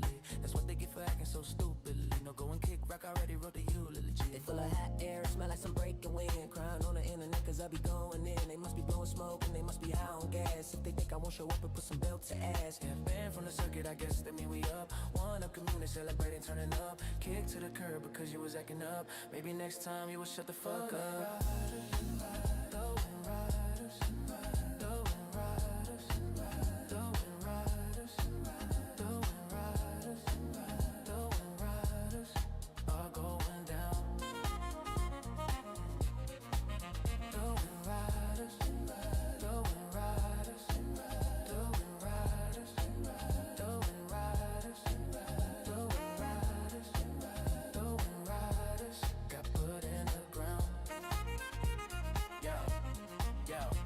Try to add you on the game, but we'll talk behind your back. I hope they not caught off guard when I get a face a smack. They think being a Discord might give them some kind of power, because in real life they lame and they're nothing but some cowards. Their breath smells really sour, they should brush for an hour. They always on the game and they need to take a shower. Talking all crazy when they all will flower. I'm tired of these online lames who think they super powered. Grown men crashing out over them and waifus. Now I got a diss and these niggas using a hate coup. We cooking these lanes, serve them in drive-thru. If you keep talking crap, I'm gonna find you. Crying, screaming, AI's taking all the water. Man, shut your ass up before I beat you like your father, you a lame.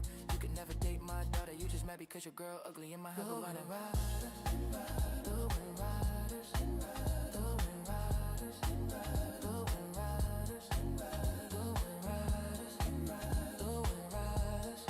All going down.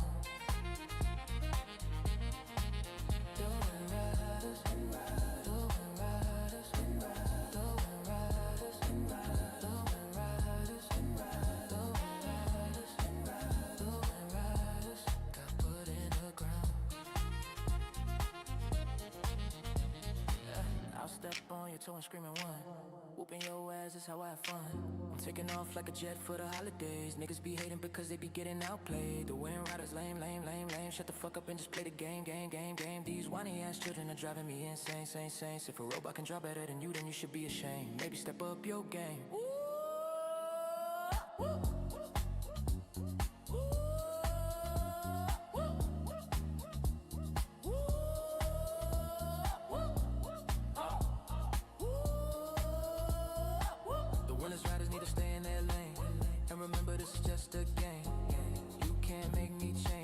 Pissing me off, you me just get hit in the grain.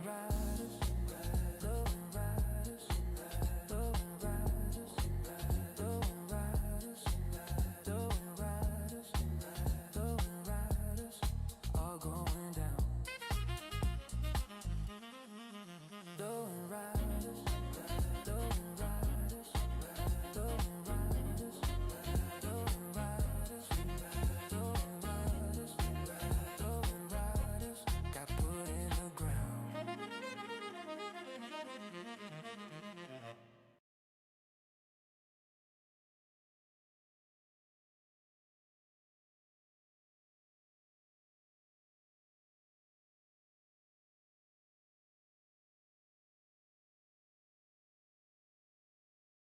Okay.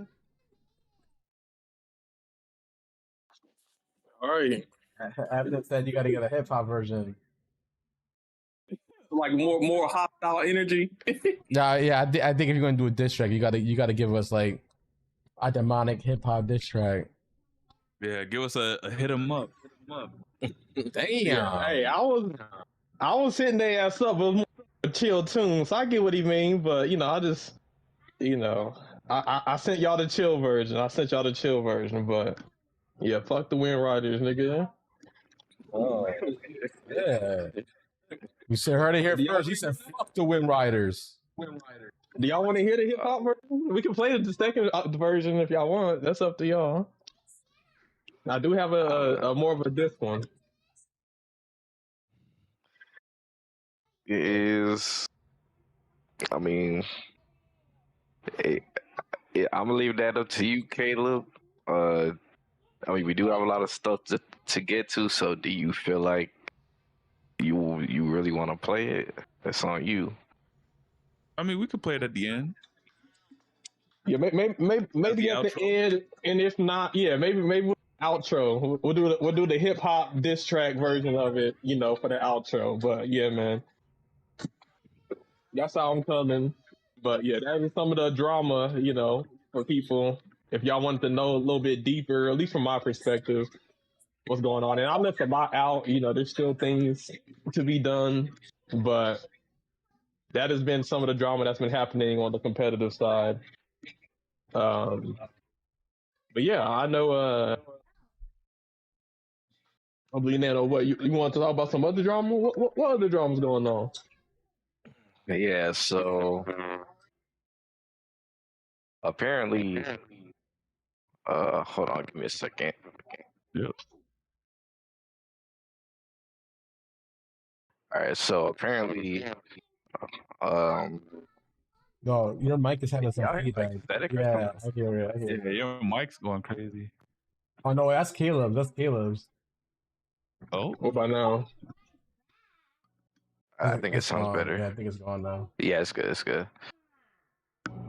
Yeah. So I don't remember when, but I think probably around like maybe 4 days ago, 4 or 5 days ago, Mr. Sonic Anarchy hit me up.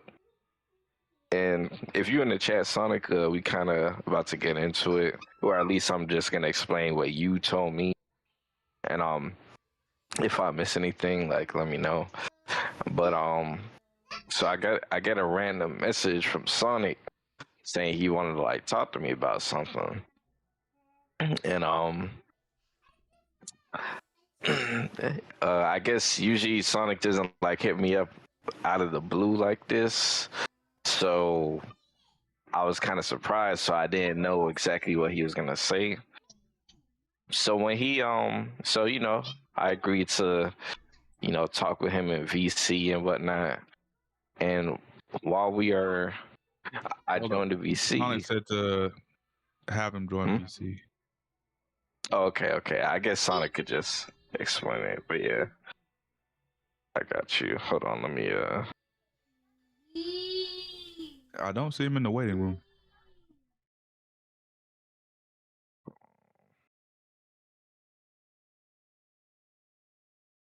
We gonna get you in here, Mr. Sonic.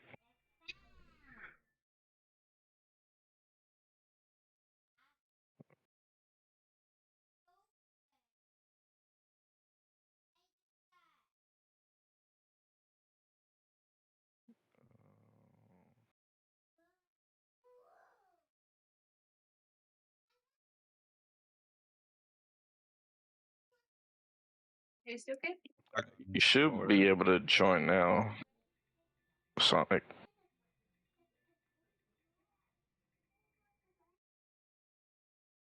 There's a delay, so it probably won't hear. There you You go. could just join for this segment so you could talk about what you want to talk about. What's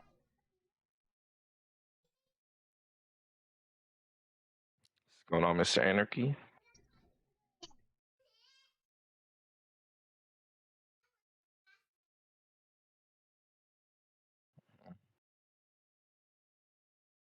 Oh my god, I was just muted this whole time. My god. Yeah. So what basically happened is that every guy knows that Smarty and the One Up crew now have like a podcast so they discuss, like topics and gaming and all that. Yep. Well, this happened. Let's see if I remember. Basically happened last month. I decided, oh look, they're streaming the podcast. So I decided, why not? I'll just join and see what they're talking about. So I quickly, live chat and all that. I type in, "Hey guys, how's it going?" And they notice me and all that. I noticed that their crew was professional and all that. So I type in like Risa is doing a good job. The one up cheerleader. She was also one of the hosts. I can send a screenshot of what I said. Hold on, give me a second. Let me send it to the VC chat real quick.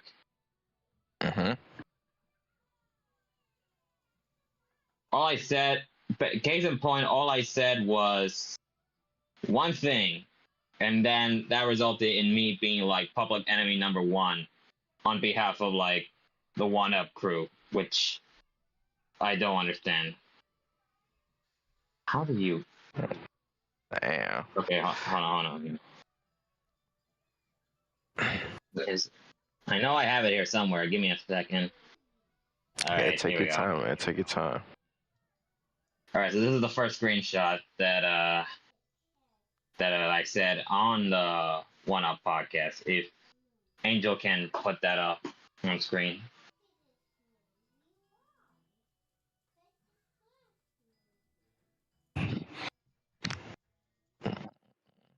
And you said this happened about a month ago, right? Yeah, it happened literally last month. Oh, Angel was in there too. Yeah, Angel was there, just lurking around. So if you see very closely, all I said was, "Risa, can we be friends on Discord?" Just acting like a random question and all that. And then you will look what she responded, saying, I like that you want to be friends on Discord, Sonic Anarchy, but I will have to decline. I apologize."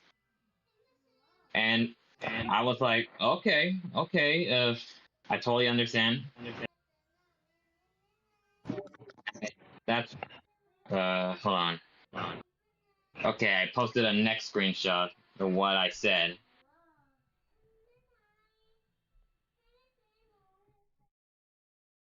So usually, I reply like a hashtag sad face, and I just simply type in "I apologize too." That's all I said. Literally, that's all I said in the fucking chat. And then I realized that, oh, I'm the One Up server is not on my list anymore. And then, I see Caleb playing like Legend competition, I believe. And then I said to him "Hey, can you give me a link to the One Up server?" And he sent me a link to his DMs and all that. When I rejoined, all of a sudden, an hour later, I got booted off the server for some godforsaken reason. And then in my head, I was thinking is this related to what I said in the podcast? So I quickly DM Smarty and saying "Hey, am I banned because I said that to Risa on the podcast?" And just dead silent. Not a single response. It's now this guy is ignoring me. So I just don't understand, man. Well, Smarty's defensive over his hoes. What said that? I wouldn't say that. Not I will say, for all we know, one, I don't even know what's going on with that whole situation. I'm kind of out the loop. I just know you said you wanted to join One Up, and apparently that you, from what I hear, that you had some, previous disagreements, or I guess with you and Smarty, So, I don't think Yes. he, because of whatever previous thing you got going with him, I don't think he really wanted you to, be in the server. And for all we know, Marissa might have felt uncomfortable by that, or I don't know. I can't speak for her. But, if she felt uncomfortable and then she went to Smarty about it, then maybe that's why, they didn't want you to join one up. But I can't speak on it. I can speculate, but Hold on, Caleb. Did you sign an NDA? honestly, I was out the loop. I just know Smarty, not Smarty, but I just know Sonic said he wanted to join the one up team. So I was like, all right, I'll send you an invite. And I sent him an invite, and it was like, oh, that's a no go. Like, bro, like, I just don't understand. And I never meant for her to be, like, uncomfortable and all that. Like, I was just simply gonna go to the one up and apologize directly to her, and then I'll be out my merry way. That's all I would want to do. But seems like Smarty is trying to prevent me from even talking to her in the process, though. And now, you guys know that the one up has like a huge team or like CrossWorlds tournament team, right? I know Kalos is one of their. Yeah, man. Caleb be telling us how is like the master recruiter right now. He's an Apparently, honorary got a one lot up, of- man. Apparently Smarty got some power in the scene. Wait, so you saying he's a one up lieutenant now? One up Smite. He's a one up lieutenant? Yeah, Yeah, man. Gestapo? You're Gestapo, bro? Oh. Yeah, absent. Yeah, just Risa, and apparently that resulted in me in being public enemy #1 for like the one up group for some gotcha thing. So I do want to like ask this.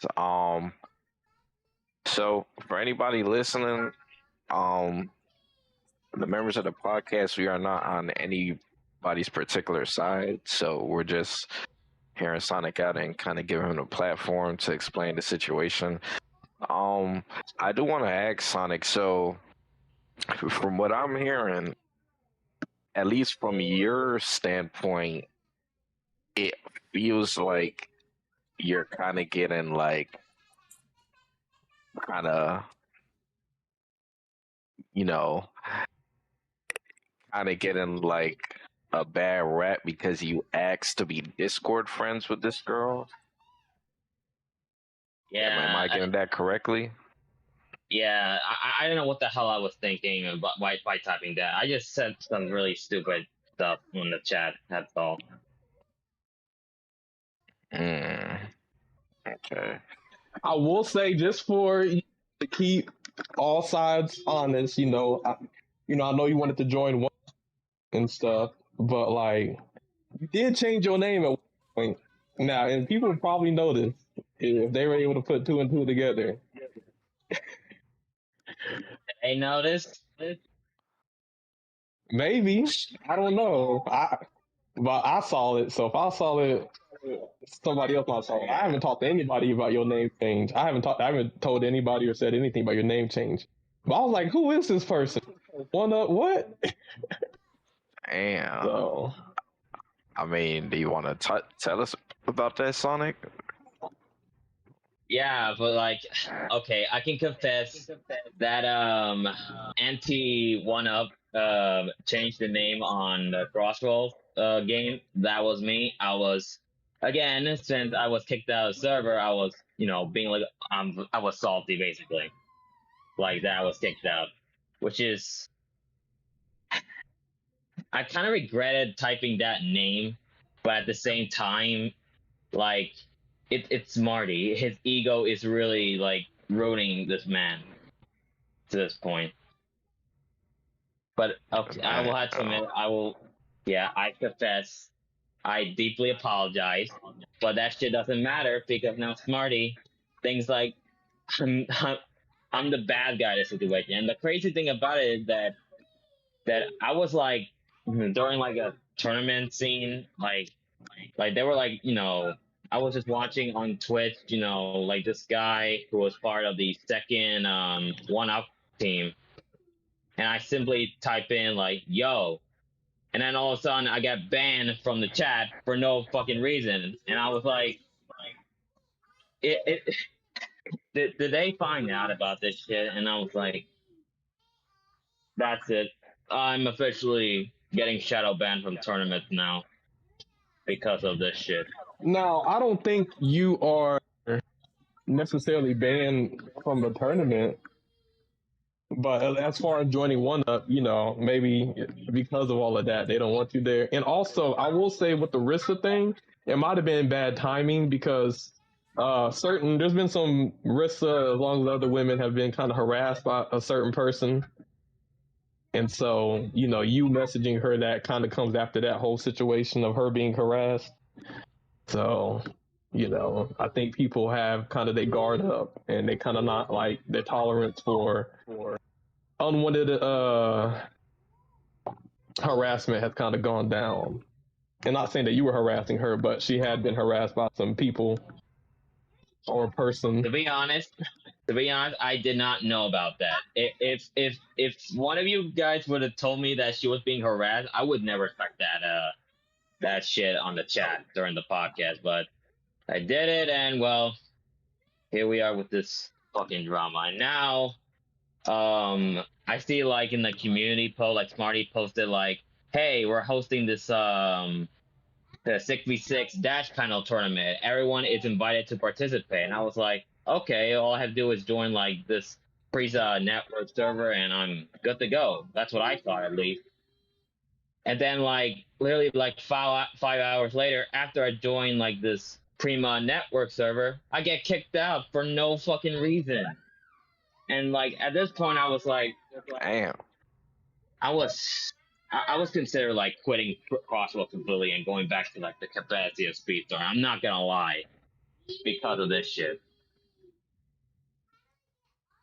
Oh man, that's crazy. Like I just don't understand. You feel like you're being unfairly blacklisted from events because of your situation with Smarty, essentially. Exactly. I said one stupid thing on their podcast chat, and that resulted in me in being the enemy. I just don't understand. All right, so hold on. So let me ask y'all this: do y'all think that, at least from what Sonic's telling us, if all he did was ask to be this girl's friend on Discord and she declined, and he was all right with that, like he didn't press the issue, do y'all think this warrants Smarty doing all of this, or do y'all feel like there's some extra stuff going on? I don't think it's some extra stuff. It also feels like it might be some extra stuff. It's some extra stuff. I think,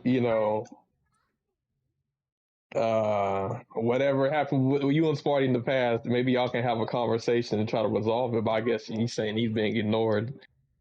I don't, and I'm not sure what happened between you and him, in the past to where you guys are at odds with each other, but,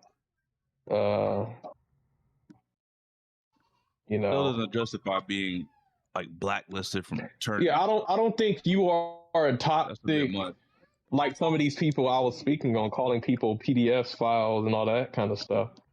So, I understand, feeling like, like I should still be able to do tournaments. But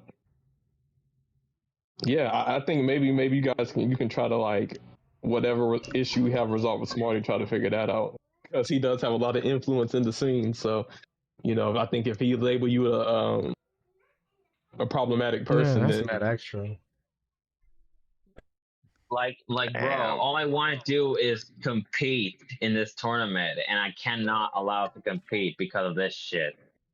I mean, other than your name change, because that's definitely would antagonize them, and whatever, rightfully so. You change your name to try to, voice your event or whatever. But like at the end of the day, Sonic didn't really harass her. All he asked is, you want to be friends on Discord? That's it.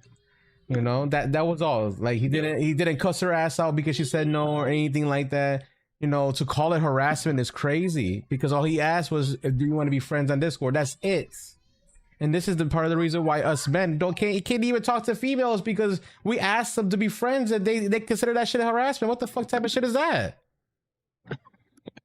All right, so let me ask something, Sonic, and I don't want you to take this the wrong way, but I gotta ask, just in case, because this is a possibility. You and her DMs before? No, never. Like this is like the first time I'm actually speaking to her during the chat. Like I was first introduced to her. Okay. Like there was no history of me and her getting like DMs with each other. Like no. Damn. Yeah, like I mean, he kept it kosher. He said, "I apologize too." That's it. There was no ill intention. There's nothing like that. And then, you know, getting kicked out the Discord or whatever. I mean, all he asked was a question. She said her answer. He left it at that. He wasn't trying to do anything. He even tried to apologize, but he got kicked out the Discord. Like, I mean, I get it. She was being harassed, and I understand that. But this is not the people. This is not a person that was harassing her. So to treat him as such, you know, that's not fair either. That's not fair either. I understand you were getting harassed, but to treat somebody as if they were harassing you because you were being harassed, that's not fair either. Like I just typed on Smarty. And all truthfully, Sonic didn't know that either. Yeah, like I merely typed in the Smarty DMs, like trying to. I literally said, "Let's end this. I'm getting tired of this. Please respond." And yet, silence, cricket noise. Like, I'm just disappointed. So, is there a message you want to tell Smarty that maybe they'll be like, you know, there might be some disagreements and misunderstandings, but you know, maybe we can like hash this out and squash this whatever's going on, or at least get to the point to where even if y'all, you know, on the different sides of the coin, or maybe you're not on the one team, that you can still participate in tournaments and not be blacklisted type shit.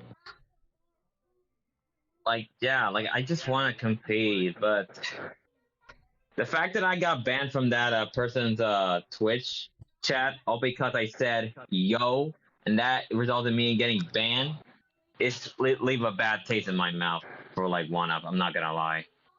But if any of you can like get in contact with Smarty and try to resolve this shit, like, which I see that not being possible. I'm gonna be honest. I mean, the only person I mean, that's I like Smarty is Caleb. I kind of agree with I kind of agree with Absent. I kind of agree with Absent though. Like I wouldn't go somewhere that you're not wanted. You know what I mean? They kind of made their case and whatnot, and like even if you do the apologizing and stuff like that, if you're not wanted, you're gonna feel that, and you know I don't want you to feel alienated because you know these guys are alienating you on purpose. You know? Yeah. Maybe that's not the I community understand. for you. I mean, okay, so I agree with Absent, but I do have to ask, like, I know you said you want to, you know, still be in the competitive scene for Sonic CrossWorlds. Is Smarty in dealings with all of Sonic CrossWorlds competitive stuff? No, just that one tournament though. Like that's the deal. Like I don't know any other CrossWorld tournaments they're hosting from other participants. Like the only tournament I saw is literally from Smarty and One Up and the Prima Network hosting that one tournament that I want to compete. Makes sense. Unless Caleb knows other CrossWorld tournament that I don't know of that I could possibly participate in the future. A lot of tournaments have been pushed back because of the whole drama between One Up, Wind Riders, the accusations, all of that. So a lot of that been pushed back. So they're actually the competitive scene's kind of dry right now, and almost died. So it's kind of on hiatus, to be honest. And I think, you know, it might be a timing thing because, like I said, there's a lot of drama going on. There are people making their username in game One Up Epstein, One Up Hater, all this kind of stuff. People getting harassed, people getting harassed in the DMs. So with all of that going on in context, maybe I can see why maybe he just feel like I ain't got no tolerance for none of the hostility from One up wherever. versus the world at this point. Okay, so I got another question. So Sonic, when you did the name change, was that after you tried to get in contact with him and everything, and he wasn't talking with you, and he was ignoring you and all that? Yes, yeah, that's true. Yeah, I was basically a little salty bastard, basically. I would chalk this all up to bad timing, honestly. I mean, it sounds like. All right. Well, I mean, that's not. That's not. I'm I feel like there's still more going on. Oh yes, and that's exactly what the fuck I was gonna say. Because let's not forget, this is not Smarty's first rodeo. All right. That's not turn a blind eye about the drama that he's done in the Speedstorm universe. You know what I'm saying? That's true. I mean, I'm not saying like this is Smarty's fault or Sonic's fault or anybody in particular. I just feel like it kind of got blown out of proportion unless there's like information we don't know about said situation. But that's just my opinion. Yeah, Well, it's in the weird. end, It's like, weird the shit. moral of the story is that I got banned for no apparent reason, all because I said something, and I grew to accept that I'm ready to move on from this shit and just continue playing the game I love and just Yeah, I will ignore say it. you should still play. Don't quit the game because you're not in one up, or you wanted to join, or you're not in it, or because one small specific tournament. Like end of the day, there's still gonna be legend competitions. There's gonna be festivals. It's gonna be world match. And there'll be other tournaments.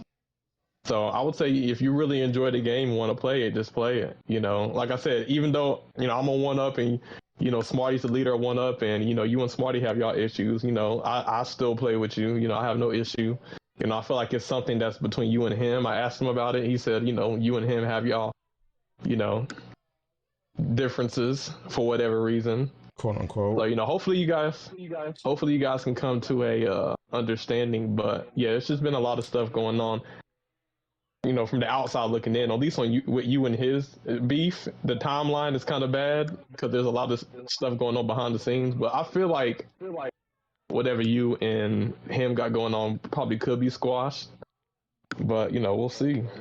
But like Absent said, what I'm saying, if you ain't got to force yourself. I feel the same way. If a certain team doesn't want me on their team because I use AI, they're anti-AI. I don't have to be on that team. I'll go somewhere where I'm wanted or appreciated or not hated. I'm not going to force myself to be in spaces that are That's hostile. fucking crazy. Man got alienated over AI. That's fucking crazy, bro. I warned him, bro. I warned him. That's just crazy to me. It's like, damn, you gonna treat somebody differently because they use AI? Like, damn, what is this? The new age prejudice? I remember this shit like it was yesterday when I just joined and I looked at the first chat. I was like, I know I just sent you this invite, Caleb, but they already talking bad on AI. We got to be careful. But to judge somebody because they use it, like you don't even know the person, you're just gonna talk shit about them because they use AI. That's weird behavior. That's weird energy, bro. Yep.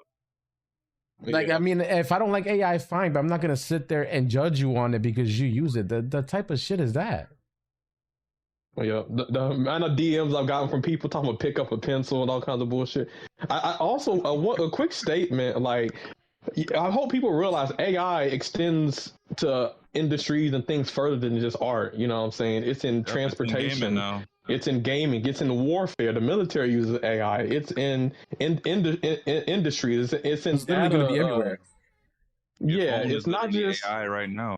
Exactly. If you Google search, game developers are not using generative AI down their game. Like, you can't escape it. Y'all can be pissed about it. Y'all can complain about it, and whatever the case may be, AI is still growing. Y'all are trying to cancel it, and it's growing still.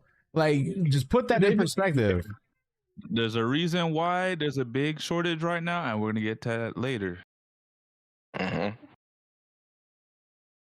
Like I always keep saying, like I always keep saying to myself, AI isn't necessarily good or bad. I'm a little neutral on AI. I think AI is a tool to help people. It should not be used to Yep, I agree. like bully somebody to oblivion or create like, you know, trash ass art and just harass them to oblivion all because they made something using artificial intelligence, which Twitter yeah, who's at that? But like I said, I don't use AI to attack nobody. I use AI to make music. I use AI to turn cartoon characters and make them look realistic. You know what I'm saying? I fuck around with Sora, make funny videos, gorillas fighting elephants and shit. You know, I don't be using it to hurt nobody. So it's just people are just reaching, bro. They just automatically just want to paint you on the brush because you use something they don't like. And you know what's funny is hypocritical about them is they were like, oh, I hate AI when it comes to art. But then it's like, oh, what about AI music? Oh, I don't really care. Oh, okay. You just care about what affects you. So they don't really care about art then because Yeah, they don't really art. Yeah, but since they're not musicians, they don't give a fuck. It's just about what they do and them trying to attack people based on whatever they personally are involved in. The fact that Caleb got harassed to oblivion all because he used AI art and videos in the CrossWorlds community blows my mind. I think some That is people. the reason why I never spoke to anybody in the chats, because when I saw that, I was like, it might be dicey.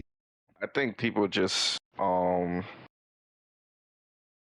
gonna say this last thing, and then I guess we can like move on since it's already past the 2-hour mark.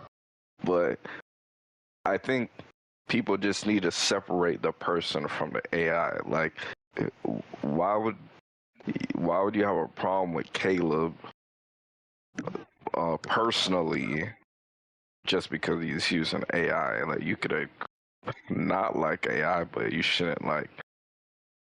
You know, they think he's a T-4000 or some shit from Skynet coming to take over the world. I mean, look, I'll leave it at that for this one thing, and it's basically everybody's entitled to their own opinion. I'm not saying that you're not entitled to it.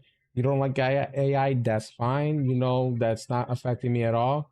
But when you judge and alienate somebody because they use it, and you judge them for that's where I draw the line, because you know, I might not like, you know, I don't like Sonic CrossWorlds as an example, even though, you know, I play the game, but I'm just saying I don't like it, right?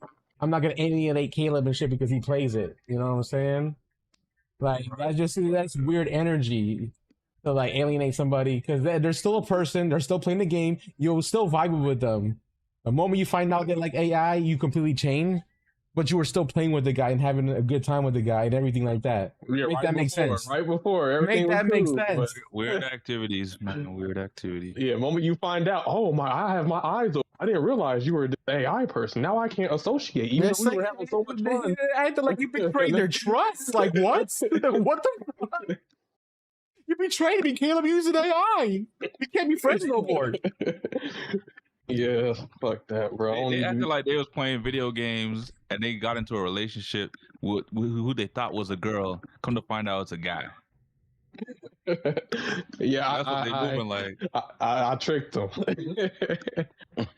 You tricked You were a guy this whole time. What do you mean you're That's black? crazy. That is probably the worst comparison you can do, Sammy. I'm not going. That's the worst thing that you gonna get us canceled. What the fuck? That's the worst fucking comparison you could have came up with. Hey, if you into gaming, you know. But I guess we could like move on now. That's what's been going on. Appreciate you for telling us your story. Yeah, you know, speaking your screen, Mr. Sonic. and like I said, Hopefully something comes out of it. Something good comes out of it. Yeah, I hope so myself too. Because I just want to get it out of the way. Yeah, from what you showed us, that, you know, your text wasn't nothing wild and whatnot, but you know, there's a lot going on behind the scenes, so it's just, you know, drama. But hopefully that can get resolved, man. Because you are a talented player in CrossWorlds. You know, I want to see you compete against the best as well. And I think that you know, this is something that definitely can be resolved. So Yeah, exactly. Well, I guess we could get into. But yeah, that is some of the CrossWorlds drama. So it's we and I'm kind of tiptoeing around it by kind of giving y'all a look into what's going on behind the scenes. But hopefully that can get solved. But yeah, now I guess we can move on to our next subject. Yeah, Anthem, Caleb? What's going on with that? Anthem. So Anthem, is a game I didn't realize it came out that year, but this is right before COVID. What's it called? 2019. Anthem came out. It was very attractive because it was like it was a game where you can fly, kind of like Iron Man. The flying mechanics are very good, but it got some bad rap. I don't really know why. I never played the game at the time. I just know people, negativity sells. Maybe it was some real, some justified reasons. Maybe the missions weren't that engaging for some people. I don't know. But essentially, Anthem got kind of like hate rated by the social media community. But anyways, the game is essentially getting shut down, and it gets shut down January 12th forever. It's an online service game, so Monday. So we have this weekend is the last days you can play Anthem. Beat the game, just experience it, fly around, experience the flight mechanics. Because after Monday, it will be shut down forever. And this let me just say one thing real quick. I was on stream, I think like last week or the week before that, playing Anthem, and some guy was in my stream saying he couldn't play on PC. And recently this week, I've been seeing a lot of people on PC talking about they can't even play Anthem right now. They can't even go back and install it, even though they own it. And I think that's a PC issue. So if you're on PC and you own Anthem, but it's not installed, you cannot play Anthem. So yeah, luckily I had it downloaded. To do a last server send off. If you didn't have it installed before, they kind of made it to where you couldn't install anymore, you won't be able to play this on the last day. After experiencing getting past the negativity, it's actually a fun game. I love flying. It is. Now, it kind of reminds me, if you guys want to compare it to something like the first Descendant, Warframe, Destiny type of game. I said Descending the Angel. It's literally the first Descendant, but with jetpacks, or Destiny with jetpacks. Anthem was a very great game. It was very fun to play. Mechanics were really good. Like, look, it was my type of game. I like Destiny. It was like Destiny. Like, it was literally the game that I would play after I did all my daily shit on Destiny, just because the game, it's a looter shooter type of deal. Yeah, I like the different like suits that you had, the guns, the builds. And it just, I feel like truthfully feel like BioWare just didn't fucking believe in the game, or they didn't know how to do a live service game. Yeah. Because I think this is my thing, and Astacross said the same thing when he touched base on Anthem. It was like if Anthem had a Vault of Glass style type of activity for Anthem. Vault of Glass is essentially the very first Destiny raid. When Destiny first came out, they released a raid called the Vault of Glass. If they released something like that for Anthem, which was like a 6-player activity, it's basically a raid in a sense. In MMO terms, you go through multiple boss fights, you go through multiple different like areas of the map until you reach the final boss. You kill them, you get the best loot in the game. That's what the raid is supposed to do, is get you the best loot in the game that you could possibly get. That's end game. They didn't have that when Anthem first launched, and I think if they did, Anthem would have been in a way different state. That's just my opinion. The weird thing to ask, because I've been playing this game recently, but I guess I haven't gotten to that point or even tried to look for it at all. Is there any PvP in this game? Like, no, that's another thing. PvP wasn't a thing either, and I feel like that could also help the game too if they added that. Oh yeah, the PvP is crazy, bro. That would have been dope. Other than that, though, mechanically it's a great game, and it sucks that it didn't get the hype that it should have gotten. But there should have definitely been a 4v4 mode for PvP. Like, that's weird that there was none. Now you can team up with people, and I guess maybe that's where the player interaction is. But Yeah, PVE. And, It and had good graphics for 2019 too. no, It's cool. Yeah, the 100%, graphics hold up. 100%. You know, and I stopped playing the game, and the reason why I stopped playing the game was that simple fact that there was no end game, like a true end game activity Yeah, it's or just anything. There was no continuously just raids. There was playing. nothing. There was nothing for me to want to pursue playing the game more. Yeah. And that's what they were lacking. And that's why the game didn't survive, because they was lacking that end game. You can't make a live service game and there's no end game plans. Yeah. Well, hold on. Yeah, I guess Isn't it- if wasn't the it live when it service has to released? continue to drop. I remember when it first released, like people were complaining about that. Yeah. Saying there wasn't Post game content. Yeah, there wasn't anything to like do for like end game. It was just you just kept playing. Everything was just Exactly. like too much samey. Like the quests were the same after a a while. lot of repetitiveness. Yeah. And I mean, let's be honest remember that honest rhetoric. though. If you're gonna do a live service game, you gotta know the You gotta have fundamentals of an content. end Content game. ain't king. If Yeah. there's no That is end true. game, how do you expect to maintain your player base's like interest if there's nothing for them to chase? A live service game, you gotta like make the players want to chase something, whether it be something cosmetic for like doing the hardest thing in the game, more loot guns, you know, special emblems and titles, like stuff for people to chase. If you lack that, Yep. people are gonna stop playing your game once they beat it. That's true. I think But, you know, also hurt that the game good too end was the game fact that was- they also didn't have crossplay. And I think at the time crossplay was just becoming a new thing. Oh, but I yeah. think that game could have definitely benefited from having crossplay. Also, the flight mechanics. Flying was good in the game. Don't get me wrong, but Yep. they said, you know, implementing a live service game with flying was actually really difficult. And I commend them for doing what they did. But yeah, like to be able to do fights, boss battles, and different things with flight integrated with it, it would be different. It would be like difficult. You know what I'm saying? Like imagine if I could fly in Destiny, a lot of the boss fights wouldn't work because I'm flying. You know what I'm saying? So they had to like literally think outside the box. Maybe that's why we didn't get a raid, because flying was just too hard for them to make something difficult like that. Yeah, Yeah, but maybe that's they just can only one do so. aspect. Because even if you don't get the raid, you're telling me you still can't be a 4v4 PvP mode?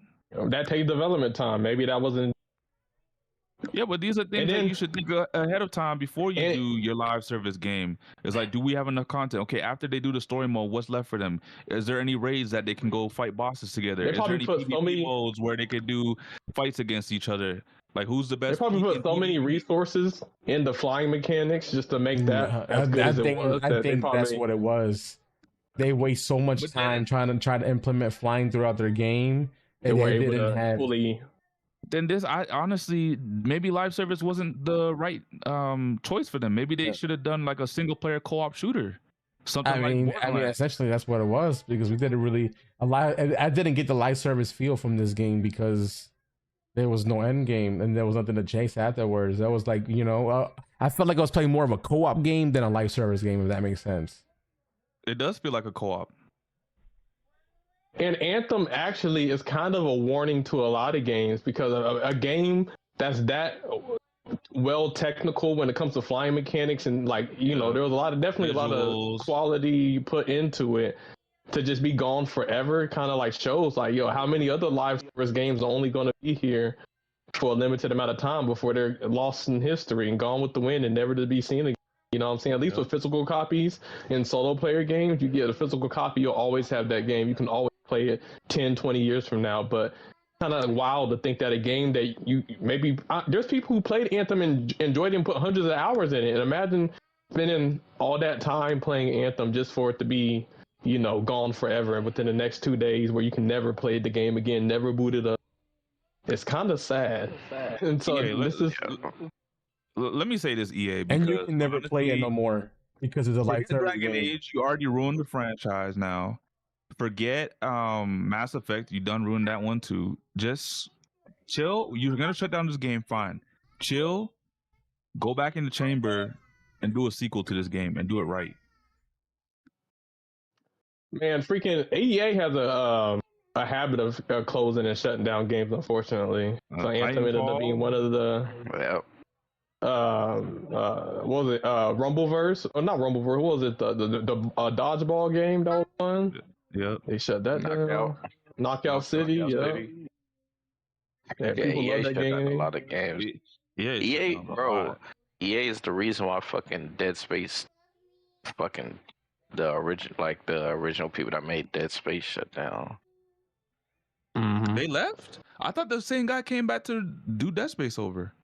No, he came back to do I think Callisto The first Protocol. one, the remake. Oh, he did Callisto Protocol. He did Callisto Protocol. Damn, bro. I mean, I heard that game was decent too, but like they spent like what 500 million on that game. I heard a lot of people were disappointed with that game. If Yeah, I'm because being a lot of it honest. went to probably the actors that they paid for that game. Which is funny because the Dead Space 1 remake, apparently everybody loved that game. So apparently that's like one of the best Dead Space games. And you know what's crazy? EA said they don't want another Dead Space game, so that's gonna be the last one. Fucking stupid, bro. Right? Yeah. But fuck EA. EA It needs always to been like that though. Well, all their blunders have left them to get bought out by the Saudis. So hopefully, they're on their best behavior, because if not, it don't take much for the Saudis to start booting people out the company. But I guess a long story short, Anthem, you know what I'm saying? If you ever were curious about Anthem and wanted to play it, I highly recommend it. Sammy highly recommends it. He's been streaming. Check out his stream. I haven't really been streaming it, but I've been playing it off stream and I've been enjoying it. I like making the mechs and whatnot. Yeah, it's dope. I've been enjoying it. Maybe I'll stream, because it's kind of like when I like to stream, I like to start from the beginning, the opening, cinematic and all that. But I kind of start the game off stream, so it's like, damn, do I want to start over? Not really. But maybe I'll just one day just load it up and y'all can just see me play before it gets shut down. Caleb, on the last day, hop in and then just stream until the game shuts down. Yeah. Those are memories that will exist on the internet as long as the internet exists. And a lot of people who can't play it right now on PC, this is one way they can kind of they might not be able to get in the game and get that last send off, but they'll be able to watch us be playing the game and see the game in its final hours. Yeah, so we're gonna pour one out, but like I said, Disney Speedstorm's a live service game. There's a lot of live service games, so this is just one of the risk, and one of the downsides to it is that one day it's going to when the company decides, all right, once they made their money, they don't want to put no more resources into it. Hey, cut the plug and it's gone. Just like Thanos, Counter-Strike. Thanos snapped out of existence. So I got a few days left, obviously. I mean, if you're going to do a live service game, just know there is risks involved in doing a live service game. But if you do it right, you can end up having a live service game that lasts 20 years, like World of Warcraft, or 10 plus years, like Final Fantasy 14 or Destiny 2. If you do it right, you have a game that can last you 10 plus years, and you will make way more than enough money, supporting this game for the 10 plus years. But you know what it is too, Angel, with games like World of Warcraft, RuneScape, MapleStory. Those games started this. They started the live service. Really, they were the pioneers. They weren't the first people to start, but they were in there first initially. So they know what it takes to be in space. All these other companies, they've been doing single player games for the longest. Now that live service is the ones that are making the money, they're like, let's get into there. We're a big studio. We can do that. I mean, and they get in here not knowing what to do, and then this is what happens. You got Anthem. You can't come into. I mean, I can't say that either, because how would a company have experience if they don't try it? You know what I'm saying? And this was probably this is EA's first live service game, right? And only live service game was Anthem. I'm not even sure. I don't consider their sports games. Actually, it was their first one. Yeah, I think this is essentially the first one. So I mean, you make mistakes, you live and learn, which sucks, because BioWare, they had passion for this game, because they knew, and I feel like everybody knew this game would have been something really great if they actually spent the time and actually got the time to perfect it and whatnot. But I mean, you live and learn. Yeah. I mean, Yeah, you're right. you got Looking it up, I you don't see any other franchises other than The Sims. But do you really call The Sims a live service? No, because they can play that game whenever they want to. You know what I'm Yeah, saying? so I guess Anthem was really the only game. damn. So that makes sense then. Yeah. That makes sense. Yes, sir. I love flying. You know, when I play Apex Legends, when I play Marvel Rivals, my tank is Angela. I love games where you can fly. Hold on. Does EA own Need for Speed? I wouldn't consider Need for Speed a live service game though. Because they had a Need for Speed live service game, so this more They than their did? first rodeo. Yeah. I mean, but Sammy, a live service game for racing compared to live service game RPG, that's different. I know. But yeah, so you know, 4-1 Alpha Anthem, the final day. That's kind of crazy, man.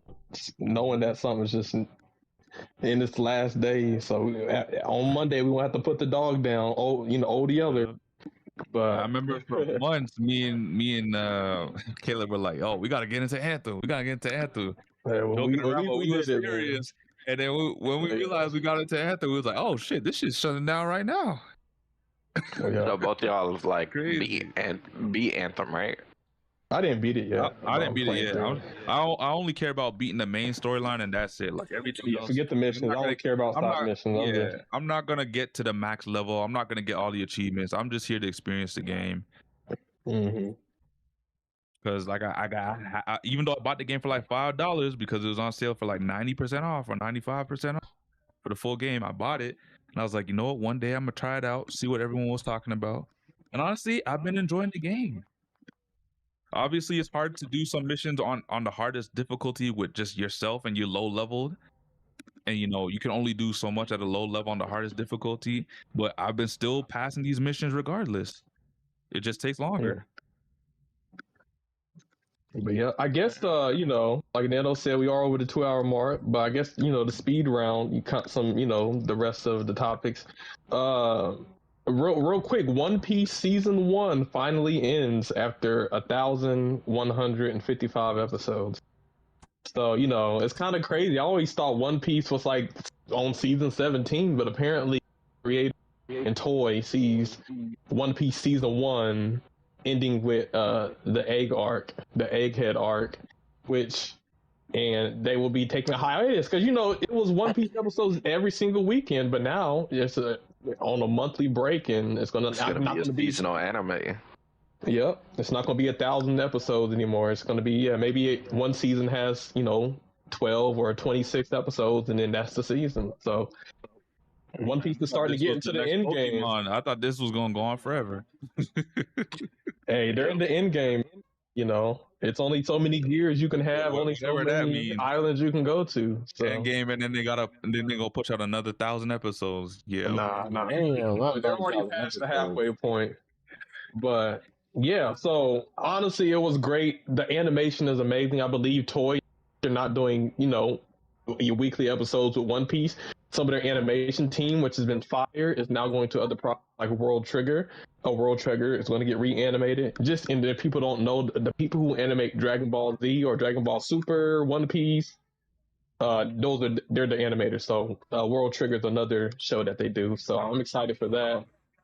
And then also, just in anime news, there is a bunch of seasons coming out this weekend. I believe Jujutsu Kaisen season 3, I believe, is coming out. I think tomorrow. I think Fire Force, the final season, is coming out this weekend. There's Hell's Paradise season 2. So about Fire Force now, there's a bit of controversy, and I can kind of agree with it. So part 2 is coming out, and that's the finale of the entire series. The issue is they're covering like 80 plus chapters in like 12 episodes. So you feel like they're gonna skip or rush through some things? It's about pacing, because I mean, there's some anime they literally be one chapter and they make one chapter 5 episodes.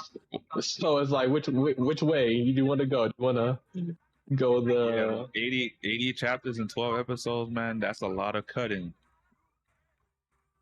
We've seen a lot of animes that were, we've seen a lot of mangas that were good, and then once they got adapted, a lot of stuff were skipped over. Like, what was the other one?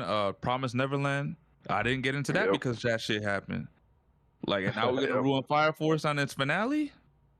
Like, if Hopefully, you needed to, just push it to 5 seasons. Yeah, This could I have think the been same thing. season 4, and then Yo, you can go to season 5. You could split up 80 chapters with like 20 episodes, maybe. It would have been better paced that way. Or even if you have to go and do 6 seasons, do 6 seasons. But to do it like this, oh man. And Fire Force is a great anime. I would have recommended it to a lot of people, but now hearing this, I don't think I can, because I would now still I'm recommend afraid it. the I ending. would still recommend it. I would recommend it, but like I'm afraid We this have ending is gonna be trash. You can be cautiously, but at the end of the day, it hasn't came out even yet. if It might that- be amazing. You know, it might end up Even being if an that- amazing season. Even if the ending is trash, I still think what it has now is worth watching. Yeah. But that's just my opinion.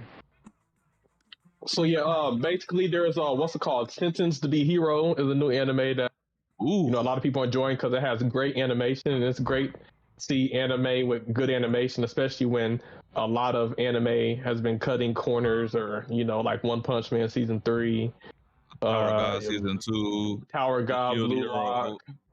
Yeah, so whenever a new anime comes, aspect of it looks amazing. It's animated well. It's a breath of fresh air. So that one is, check that out. It's a different concept on the hero genre, because I know sometimes it might get stale and people have hero fatigue, as some say. But this is definitely bringing new concepts to it, which I enjoy. So it's animated well, different concept, where being hero is a punishment instead of something like a good thing. Now that I think about it, it kind of reminds me of Shield Hero a little bit, just a little bit. Mm-hmm. So, Sentenced to be Hero, what's it called? Fire Force, Jujutsu Kaisen, Hell's Paradise. Mhm. Check it out. Check it out.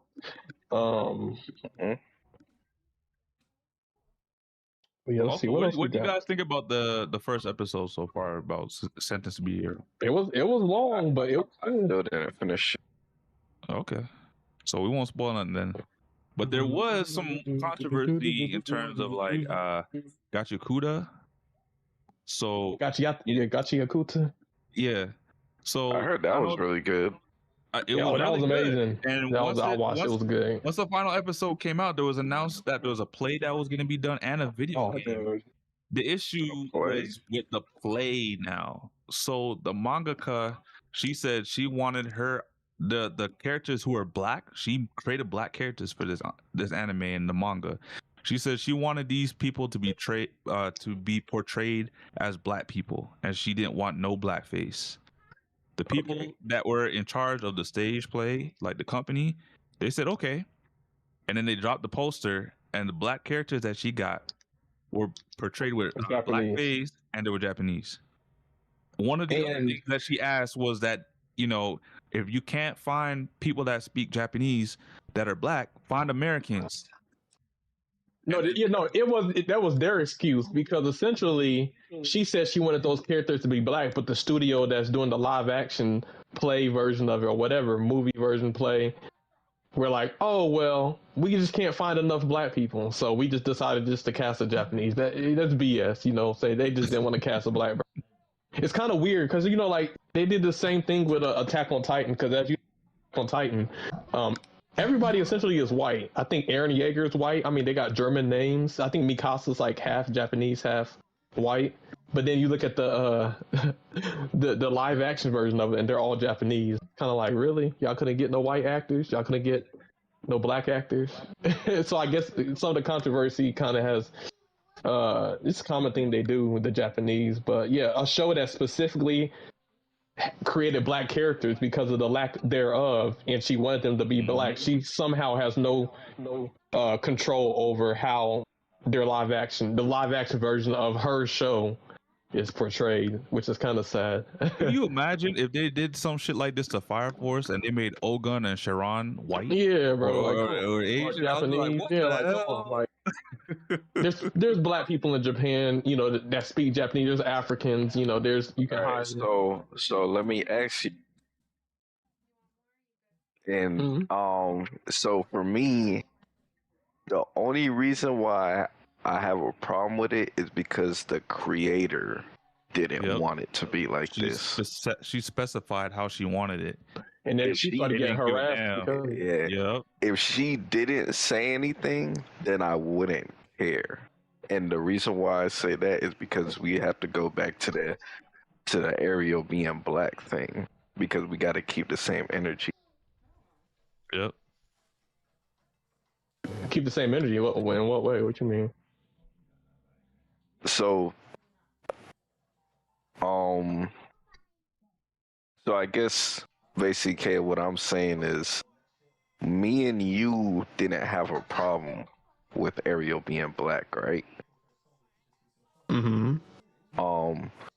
So in this instance, obviously the creator has a problem, so then we could have a problem with it without being hypocrites to our stance, because the creator didn't want it like this. But if the creator didn't say anything or didn't mind it, would you have a problem if they made the characters in the play? I get what you're saying. I just don't think it works both ways. I think You think so? no. It's consistency, man. The consistency is there's a people who have a lack of representation in media, especially positive representation, and in the moment they do, you take that representation and then you whitewash it, or you take it away from them. I don't think that's the same, especially when they're the minority versus the majority who are always portrayed. That's the difference. I guess would clarify, and I mean even in what's it called, One Piece, you see this as they might lighten some characters. Oh, I'm trying to, what was the I'm trying to think of an example, but One Piece, they had an issue, like obviously Usopp is black, but like the quote unquote animators try to like animate him as white because they say, oh, we're trying to save ink. And then it also causes issues when it does get live action, like I guess like when what's it called? Vivi is casted as like an Indian woman. People had an issue with that because of how the anime portrays her, or like Usopp being played by a black actor, even though people had an issue with that. And I think even the creator Oda said that would be Brazilian, would be from South Africa. These people would be Middle Eastern. So when they're played by their respective, ethnic group of people, then people are like, oh, well, they were in the anime, they're white, so why are you casting these black people? It's always when somebody's black, they have an issue with. You know what I'm saying? I feel like it's not the same. They just don't want to see us winning these spaces. Yeah, they just don't like seeing black people on screen, but bro. You didn't see these people come out the woodwork when they was watching Naruto. They couldn't say shit. Oh, damn, they got a whole village of black people? Oh, man, what are we going to do now? You see people like in Pokemon, I think what was the Pokemon Shield, the water girl, what was her name, Canessa, or I forgot, but she's black, she's like a Pokemon trainer, Brock, the people always Brock was black. her. So yeah, Was Brock black or was he just tan? Nah, some people will say he's Chinese with a tan, so, but I never really considered Brock as black. I did, but I guess if they want to make him Chinese, sure. But yeah, it's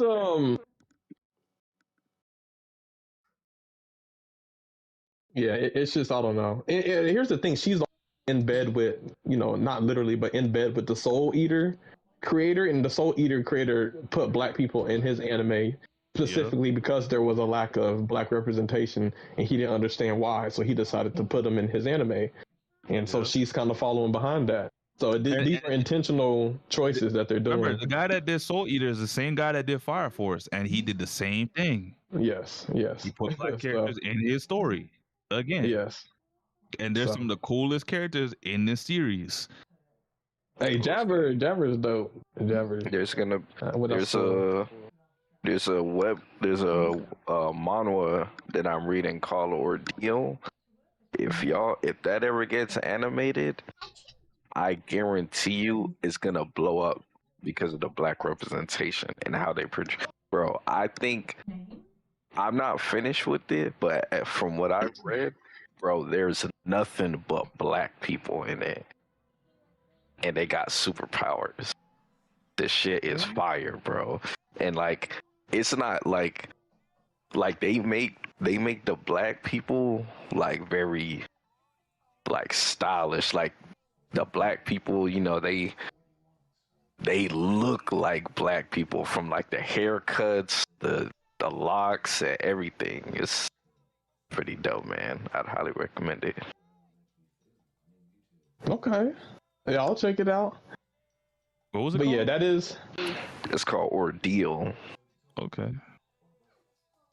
Man. And like I said, when you brought up the aerial thing, my thing is I felt like the Attack on Titan live action should have been played by white actors, not Japanese actors playing white people.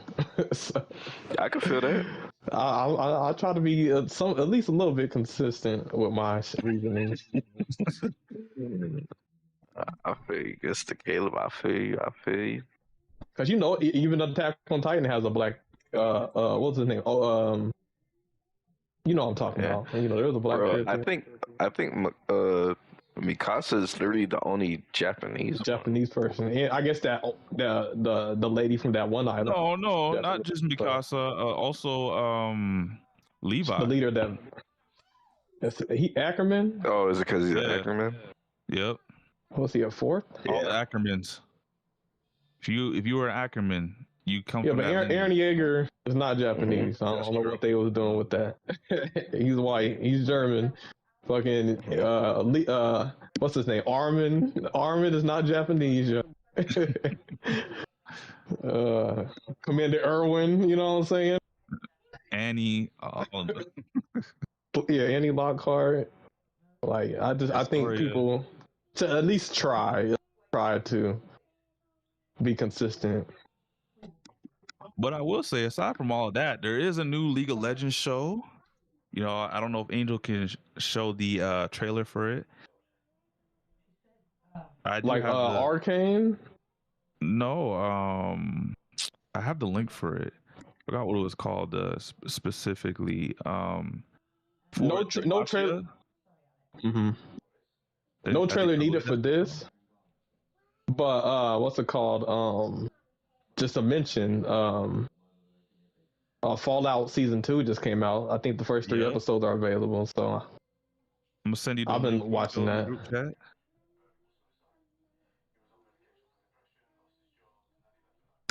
You know, I didn't watch the other one, but this one is like it looks like it's gonna be a hit because there's already 10 million views on this, and it's number 4 on trending for gaming.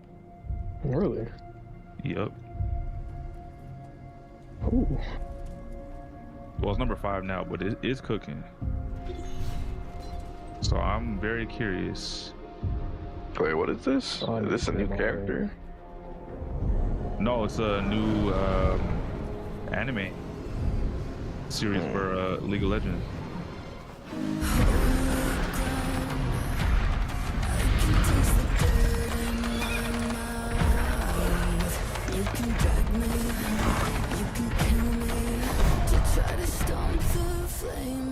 Where we at right now on time? So the 3 hour, 3 hour mark. We about to wrap up soon. We ain't no way we talking about everything. Hey man, that's why I said we should have left the Sonic stuff and the drama stuff till next week. Nah, we can't keep pushing it off. We covered it, I think, the way we needed to. I think we covered our main topics. Well, we covered your topic. Yeah, we covered your topic, not the main topic that are almost 3 hours old. Okay, to be fair, is the Speedstorm. We covered a lot of that in depth, and CrossWorlds. We've been covering Speedstorm and CrossWorlds content since we started. That's a Snapple fact. That's a Snapple. You know, I didn't add nothing that wasn't relevant. Irrelevant. Sammy did have some heat though. Which is why we have next week. Here's the thing, I think we try to cram too much in one episode when we can spread it out, you know. Have people there's one info next week, you know. That's why I said put the more recent stuff until next week, because the stuff that we should have been covered, we didn't because we offered 2 links.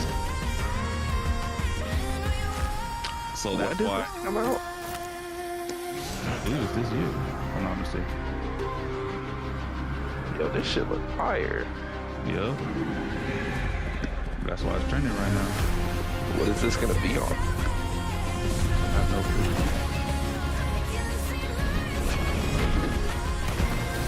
Who animated this? Are all the episodes gonna look like this? Good question. Like I said, I didn't watch the last one, but this one I might watch. Yeah, I definitely like this art style. I didn't watch Arcane. Oh, you should. Arcane is slap. Yeah, I heard that. Arcane is good. I think everybody's trying to. Arcane was the best adaptation at the VGAs when it came out.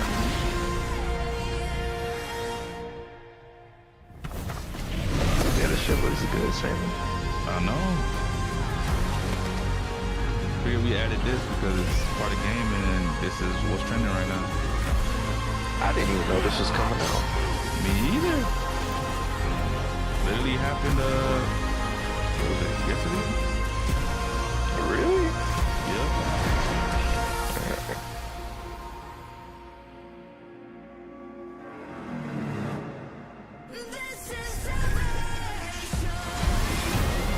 I guess we could have probably saved it for next week, but I'm just like, damn, we keep pushing things back.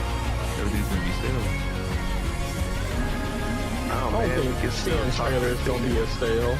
We can always yeah, see man, a trailer. we can talk about any of these things, man. You know.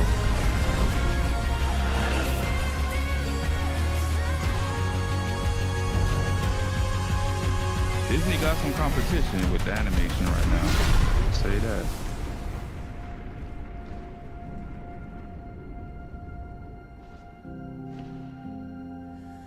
Oh, there is a light. The darkness can never kill.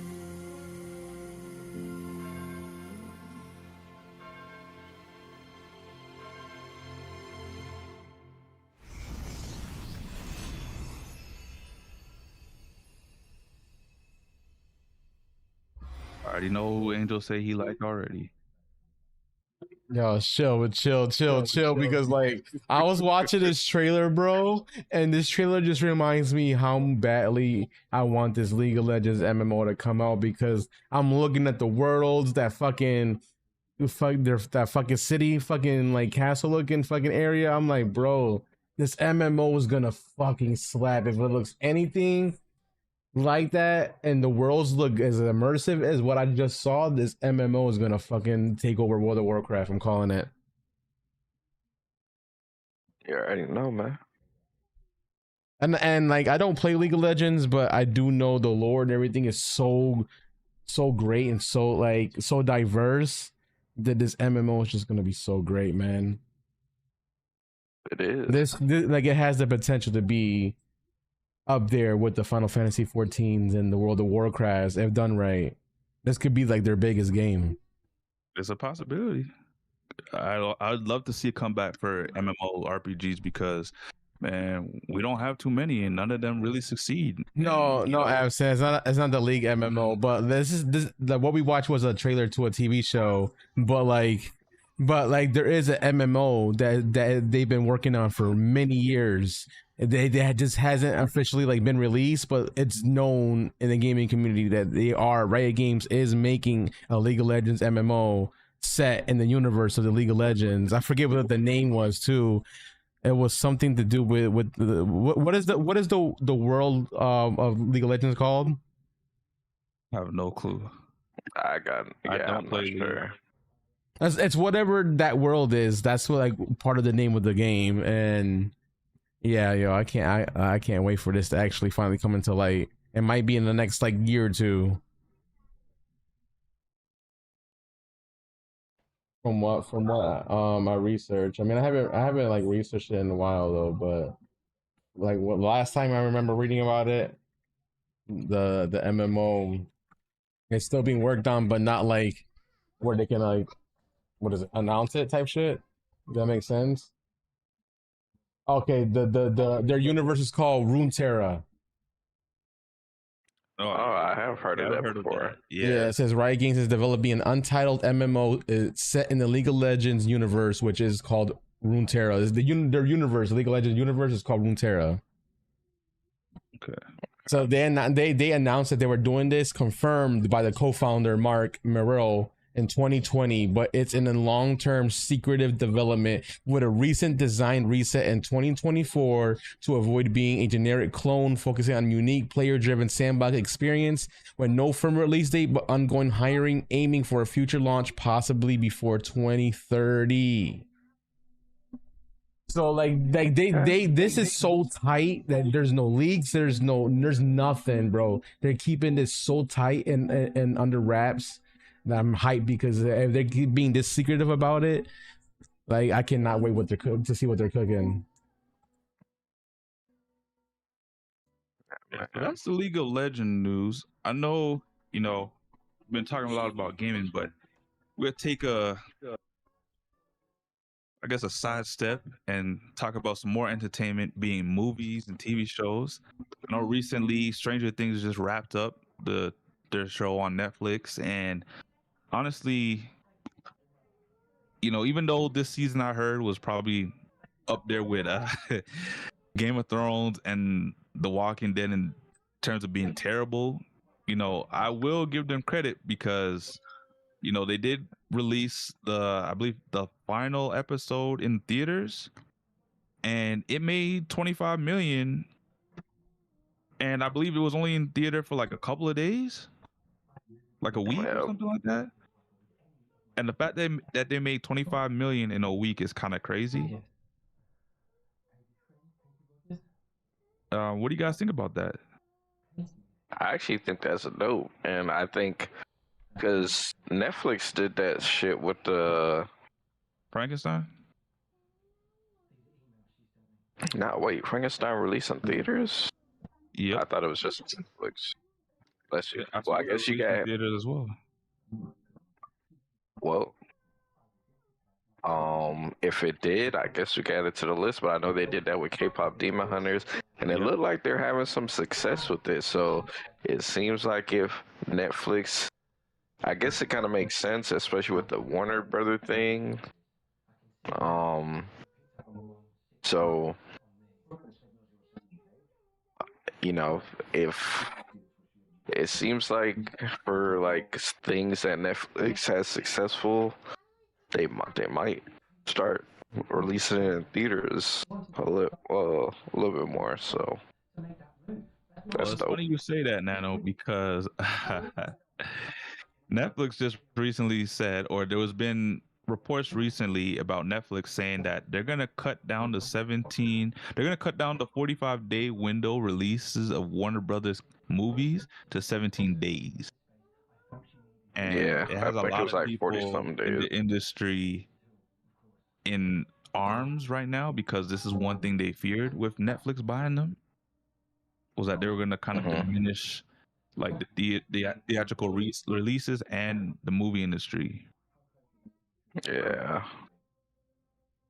So what do you guys think about that? I know we talked about that earlier, like a couple of podcast episodes back, about theatrical releases and how they should hold some kind of value to entertainers or the viewers. Yeah. So on one hand, I'm indifferent because I have Netflix. So even if the thing get the shit or the movies don't stay as long in theaters, they'll end up coming to Netflix faster. So I end up watching this stuff anyways. Or even going to the theater if it's gonna come to Netflix in 2 weeks. Well, some people might prefer the movie theater experience. This is a W because it appeals to the both worlds. Because I don't like it when, let's say, and like an anime movie, it might be in the theater for whatever, and then I have to wait a year to watch it because there's nowhere else, or I have to, or wait like suppose Justice League comes out and it's going straight to Netflix. How would you feel? It's not going straight to Netflix. What they're saying is that it'll be in what 17 days? What was it? How many days was it? 17 days, but Yeah, 17 days after theater release. Yeah, but I it's think also that's not for fair. everything. It's also not for everything. So imagine they do Static Shock and they said, well, Static Shock is not as big as we think he is, so he's going straight to Netflix. I mean, Hey, we still get to watch it, and if the subscribers go up, on Netflix, if people want to watch that Static Shock for that month, guess what? They're gonna keep making it. They're still making money that way. The same with the Jake Paul fight events with Netflix. There's a reason why, Paramount got UFC. Netflix is doing boxing events and stuff. There's a reason that's going to these streaming servers because they make money off of these events. They make money off of these series. When people buy a subscription, they can see what they're clicking on and whatnot. So, I think it's good. You can still get your box office stuff. People can still see if they wanted to get the theater experience, they have a week or two to go to the theater if they really want to watch it in a theater setting. And then for those who just want to see it, or maybe they don't have the money that week or the week after, but they still want to watch it and they have a subscription, they can also enjoy the movie. I think it's the best of both worlds. It actually make Netflix more worth buying to a lot of people. Yeah, but the problem is if Netflix starts doing that, people are gonna start saying, well, there's no point of going to the theater if I could just wait 2 weeks. We had this kind of debate, not with us, I'm just in general, when COVID came, because a lot of people, we couldn't go to the movie theater because of the lockdown, and so a lot of movies came out on streaming services, and then there was a debate, should we continue to do this, or because if we do, we're going to kill the filming industry. It's literally the only reason the filming industry is still alive is because people want it to be, you know what I'm saying? Because if really they could just put everything on the streaming service and still make money, I mean, the price you pay for a subscription is damn near a movie ticket. You know what I'm saying? Like, you go to the movie, spend what, $20 on ticket with popcorn, everything included. That's not even counting food, man. Yeah, exactly. That's not counting food. And that was Netflix. What, $20 now if you don't want? Like, it's the same thing. It's just that people love the theater and they're trying to find a best of both worlds situation to both the streaming services and the theater. I don't mind them. I don't mind them cutting it down to 45 days, though. Like if they cut it down to 30 days, that's understandable. You're in the theater for a month, and then if you didn't watch it in that time, you can watch it on Netflix. But you stripping it all the way down to 17 days, it makes it, for me, it's like, why even buy a ticket when I could just wait 2 weeks now? To support the movie and to get the theater experience, because as much as you can watch at home, the theater experience is different. There's the big screen, there's the surround sound. Sometimes in the movie, the seats they vibrate. There's so many things about the movies that you don't get at home. I'm a big movie theater experience, so for me, I care. Like, if I really want to watch a movie in theaters, I'll watch it within the 2 weeks instead of Netflix. Yeah, exactly. Those who really want to watch the movie will. Yep. I'm not saying they won't. The problem I'm bringing to the discussion is the fact that I think vast majority of people are just going to opt to wait the 2 weeks because they can just save money. Yeah, that's possibly. I mean, honestly, will be a hit to the movie industry. I actually think, at least for me personally, the bigger problem is I know Netflix don't pull a fast one and try to increase the price again based off that shit. Well, they'll probably try to increase the price, but also it's going to come to a point where Netflix is not going to honor theatrical releases because they're like, well, we get that people could just wait the 2 weeks, but the fact that they can just wait the 2 weeks, might as well just put it straight into Netflix. They could, but the thing is it kind of looks like they're going in the opposite direction a little bit because that, like, they kind of recently just started putting shit like K-pop Demon Hunters and stuff in theaters. Like they're like flirting with the idea of putting things in theaters. If they I've seen more anime movies in theaters than I've ever seen before. You getting all kinds of Chainsaw Man, Jujutsu Kaisen. I'm seeing all kinds of anime movies, Dragon Ball. I think if anything, like, the movies is always going to have their place. I just think it's a bit different only because this is Netflix. It's not everybody else.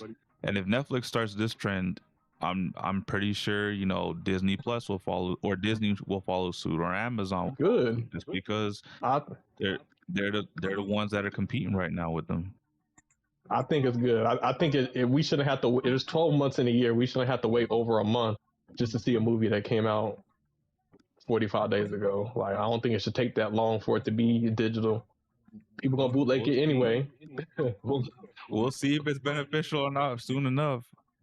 But this is part of the reason why Trump said they might not even get Warner Brothers, because his office has a say in terms of whether they want to block the deal or not.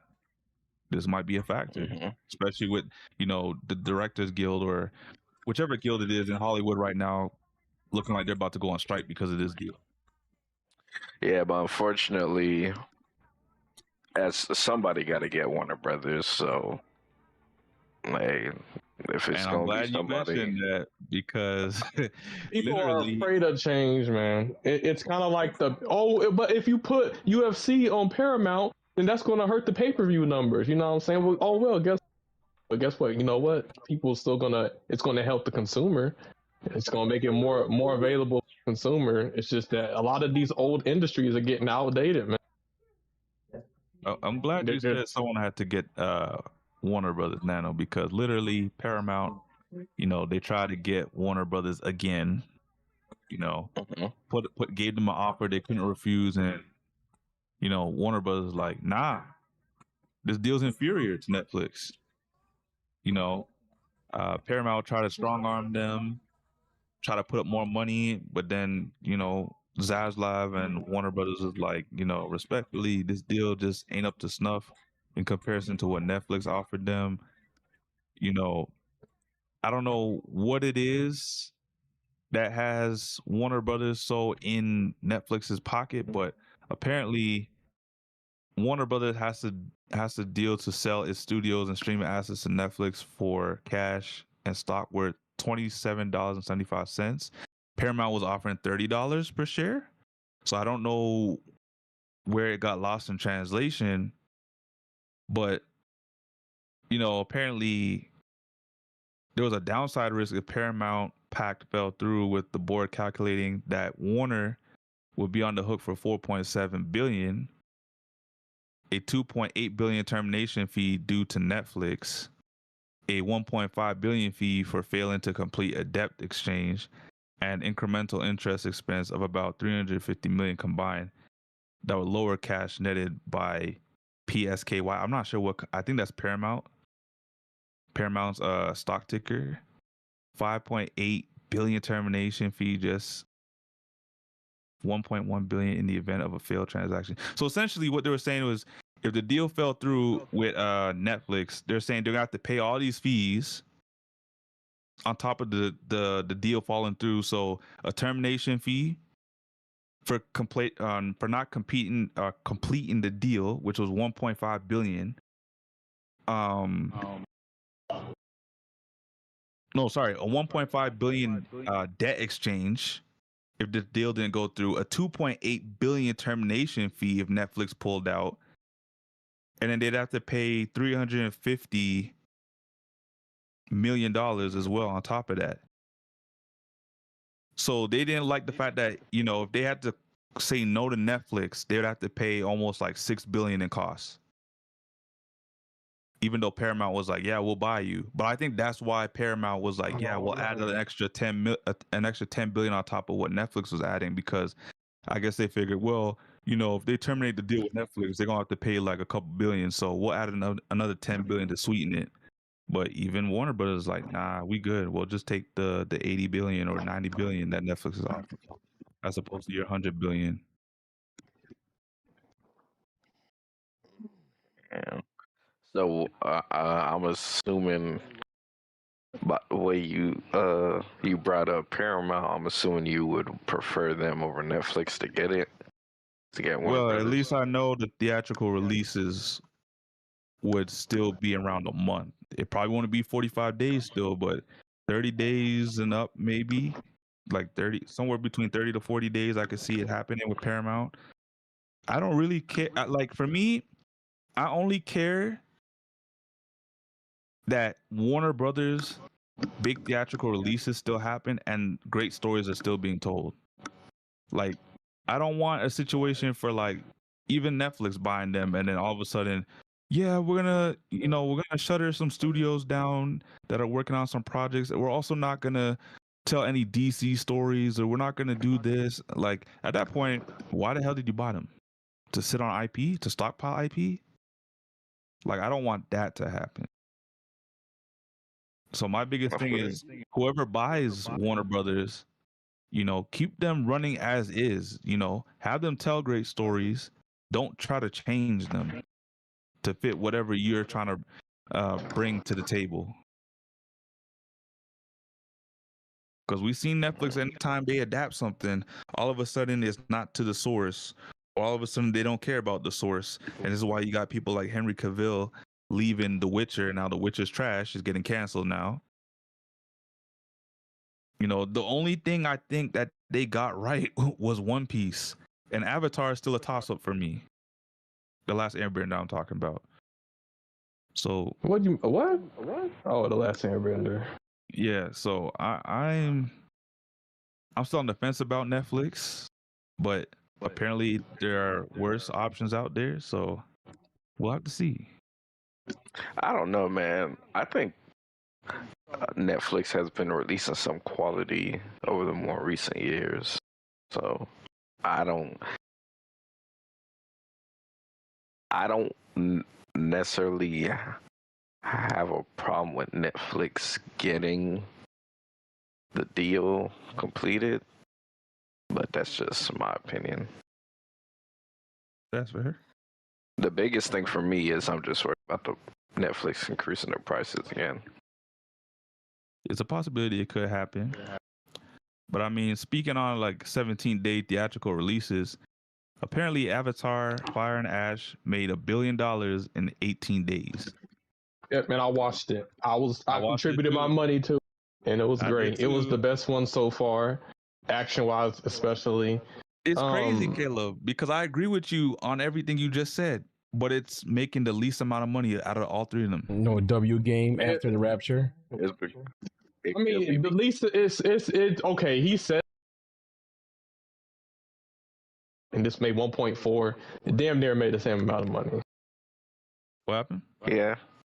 I mean, apparently, from what I heard, Avatar is the trilogy that has made the most money out of any other trilogy in existence. Well, yeah. No, it's a success. It made just as much money as what? $2.5 billion. The first one made what? Like the same amount of money, and then this one's already at $1 billion. So you're looking at an easy $5 billion. Like who's competing with you? Not even Star Wars. Yeah, they give good quality. It's an experience. See, this is what I'm talking about. Like, because before I watched Avatar 1 in theaters, but just before I watched 3, I watched it on Disney Plus, and the theater experience is just, it's never going to go away because it's just different. Like I watched it in 3D XD, and so and I think James Cameron specifically figured out the headache problem, and he made his movie to where people wouldn't get headaches with the 3D and stuff. So he kept all of that in mind. But I watched it in 3D IMAX. It was amazing. It was a great time. The action was good. I mean, I think they were using like 60 frames per second action scenes, and it was good. It definitely deserves the amount of money it makes. I can't wait for the 4th or 5th movie to come out. They definitely left on the cliffhanger. So there's also a caveat to this now, because James said, if this doesn't make a lot of money or people don't like it as much, they might end it or not. Yeah. But either that'll be also his protege James Wan, the same guy that did Aquaman. And then The Conjuring, he said he'll take it up. He'll do the next couple of movies if that's the case. Yeah, that ain't happening. And I think this movie was a success, so there's definitely gonna be more. I don't know where the Avatar hate comes from. What's the success though? Because we don't know how much was spent on this movie to get done, right? I mean, they literally have they literally tell you how much the budget is. How much was the budget for this one? We would have to Google search. I'm just saying the information is they didn't. I'm gonna look it right now. I didn't hear anything about this movie being a failure. Yeah, it wasn't a failure. It's just apparently it was a success. Exceeding $400 million So I think to break even, they needed to make $1 billion. And they made more. they They made gotta- like they gotta 1.5, make- 1.6 point. Yeah, they got to be at 1.5 to be in They're the going sweet on to spot. 2 billion. You know, you make $2 billion on a movie. Oh, That's so just, they they good then. exactly. We'll see. We'll see. Only And we'll time see. will tell. They already. We'll see. Man, They if is James good. Cameron talking, if James Cameron's talking doom and gloom, that's why I say I will see, bro. He's 'cause this not. James He's just, Cameron- You also got to take in consideration when it gets put on Disney Plus. streaming services, man. You It's know only gonna they go to make money Disney off of that Plus. too. So Yeah. we'll see if they make money off of Disney Plus. Mhm. But that's the first time I ever heard James Cameron talk like that. Every yeah, time but he he talks just about Avatar, he said that before the movie came out. He was just, hey, man, if people ain't watch it or if it don't make no money, it might be the last one. And then they came out, it was amazing and made over $1 billion. So Yeah, but that's Yeah. how it is for like any movie though. If that shit trash, it might be the last one, man. Or not if No, it's trash, but if it doesn't, make the moolah. yeah, then there won't be sequels. But if people are watching sequels, like okay, for an example, the Sonic movie, the live action Sonic. If people didn't watch the first one and it did terrible in the box office, there would be no Sonic 2 or 3. But because people watched the first one, they came out and supported it, and they watched the second one, and then they watched.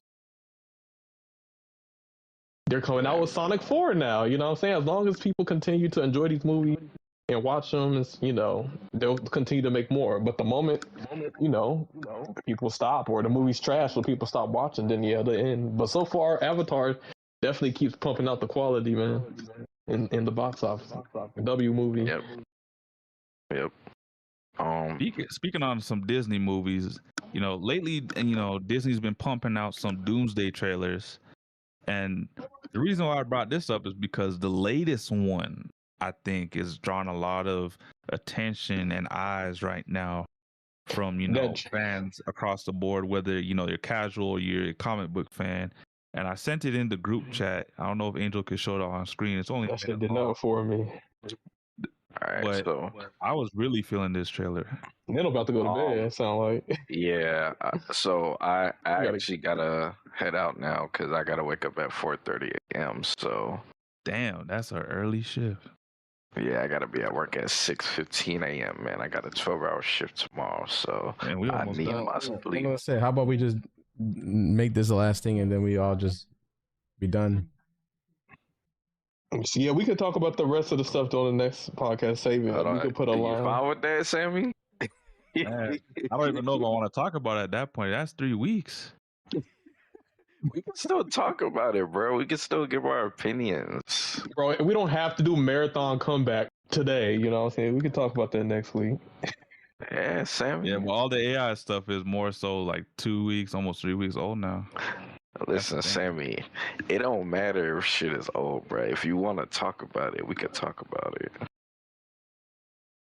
I mean, if next week you might come and only then some wanna- other news comes up and then all If this. we, got a I will put problem. it this way, Sam. If we want Alright. this short, but we want to give your topics an actual discussion, then we probably do have to delay it because we don't want to just rush through it because we're short on time. Then it'll be half-assed. Because I feel like the when it comes to the RAM shortages and how that goes with AI, I think that's a discussion to be had. Yeah, that shouldn't be just like that's- rushed. Yeah, like that's So- gonna be an issue going forward. So like no matter if it's 2 weeks old, people are still talking about it because it's something that's affecting a lot of PC gamers and just a lot of people in general. Dude, not even just PC games. It's gonna affect consoles, phones, like Anything everything. that uses RAM as a memory source. That's a lot of devices, man.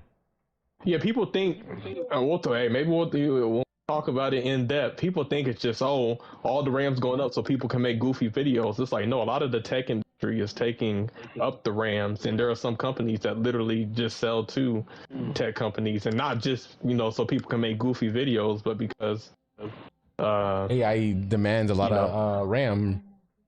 Yeah. Mhm. I do want to say we should at least cover the new Game Plus because that showcases. Wait, hold on. That showcase happened today, no? Yeah, we can do that. We'll just have to do For us all. it's short on time. He has to get up in the morning, so it'll just be me and Angel. But we can go over That's all I know for some sure. of the Yeah, last we few should go things. over at least the new Game Plus because I think that showcase The happened today. question Actually. isn't All right, y'all. Appreciate always Lil being on another episode, man. I'm gonna talk to y'all later. Next week, be good. Y'all have a good one, man. Yes, sir. You seen this trailer, guys? I did. It was good. It was good. You know, I'm still waiting for the hero. I'm still waiting for Miles Morales to show up, but nah, what they showed was Man. Like, all this was fine and dandy. It's just, you know, that last part that they cut to. I'm not gonna lie, that shit was hard. Bro, the X-Men is coming back. Bro, Cyclops going crazy with the optical blast? Marvel finally got their baby back. I don't care what anybody says. This Doomsday is gonna be fucking gas. I heard the runtime for this movie is about almost 4 hours, bro. Like 3 hours and 45 minutes. I feel like Endgame should have been longer. I feel like that last battle scene was rushed, bro. Like I feel like a lot of heroes didn't really get their moment.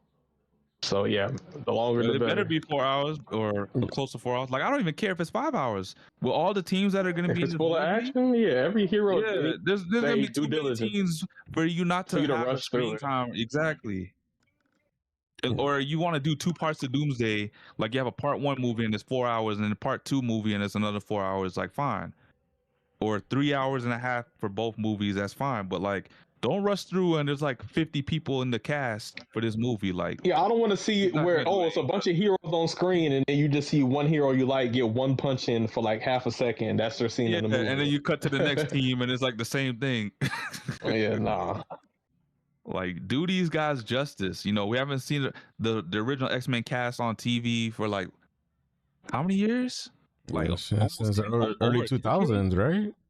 Yeah, we've only been seeing Hugh Jackson, which is the Wolverine. I am glad all of this mumbo jumbo contract stuff is getting out the way and Marvel's getting all of their IPs back. The Fantastic Four movie was amazing. It was all split up all over the place because Fox owned them. All they're missing is Spider-Man, right? Universal owned the whole. You know, Spider-Man was with Sony, and then the rest of Sony's are being a bunch of hoes, keeping that from too. Disney was smart to buy Fox because it's like, yo, if we buy Fox, we'll unify most of Marvel. The only thing we're going to be missing is the Hulk because he's with Universal and Spider-Man. Yeah, Sony still got Miles Morales and stuff. What was it? Spider-Verse. And that's why we don't get real good true Spider-Man movies. Yeah. Because Sony we want to be the odd ones out. We're gonna be hard and not let you guys, get Spider-Man. Yeah, we want to make the money off of Spider-Man. Forget all y'all. And at least let Disney fucking do something with it, You can keep the IP. At least let Disney fucking be able to use Spider-Man and fucking make movies, because obviously you guys suck at making them. Yeah, because the Spider-Verse characters, like all their movies were trash. Craven's movie was garbage. Venom's movies were garbage. Like, who else got a movie? He was garbage too. Morbius, like, oh my god, all of them were garbage. Like, I'm glad they're not doing the villains any movies anymore because Sony did not know what to do with them. But I think the last thing we can cover, because it would have been good to have Nano here for this one, but the New Game Plus showcase, which is essentially a showcase just like showing off the newer games that are supposed to come out. I know the Game Awards cover some of it, but this is like their own version, and without having people paying just for slots to do their trailers, because I think that was one of the big controversies with the Game Awards in terms of like, it being a bit advertisement. Yeah, the advertisement. People paying like how much millions just to hold a slot to have their trailer shown. Like, that's crazy to me. But New Game Plus was like, nah, you come in here, you just show your game, showcase your game, and people can watch. You don't got to pay us nothing. And I thought that was nice. Like, use that money that you would have used for like the Game Awards to advertise your game to do proper marketing for your game. Yeah, I will say that is one thing, because sometimes they do it, or they spend the money for the Game Awards eyes, but then it's like the people who didn't watch the Game Awards won't know about it. Yep. and the game might not end up being as popular as they thought. So interesting. And the showcase was actually just a bunch of trailers. So if you watch this showcase, you were just watching trailer after trailer after trailer after trailer, which is nice because for the most part, one thing we've been saying about, the Game Awards is the fact that, when you watch the Game Awards, you'll watch a trailer and then you have to sit there for 30 minutes because they're trying to do comedy, they're trying to do this, they're trying to do that, and then you kind of lose the plot and you lose the audience because you're drawn away from what they came there for, and that was for the game. And like, yeah, the awards still do them, but like, when you show a trailer once in every like 20 minutes, like people are gonna be sitting there like, come on, when's the next one coming? Like, you're not really showing no awards to nobody. Can we see a trailer for something? We don't need comedy. This ain't the Grammys. This ain't the Oscars. And I think that's the one thing that's plaguing all of these award shows like the Oscars and the Grammys. They're trying to do too much when they could just be here, giving out awards. And that's essentially what it is, really. You go there to watch the people win the awards that they deserve, and you show them their flowers. You don't need to do all the theatrics in between. It doesn't make sense to me. But yeah, I think we could save the New Game Plus showcase for the next week because we'll have Nano on there, even though we'll be a week late and stuff will be a bit old. This is stuff like we can all go through and talk about because it's a lot of games, honestly. Because this showcase went on for what, about 4 hours, if I'm not mistaken. Did any of you guys watch it? Oh no, I didn't see it. Yeah, they had a lot of games that they showcased. So I think it's better if Nano is here for it because he'll be able to give his input as well. And I definitely think this is much needed, and I hope that they do this next year as well because this is something we need. Like, I'm glad that the Game Awards is around, but I think we need something different. Only because the funny thing was, during the Game Awards, they had a poll up, and they asked. If I double check here.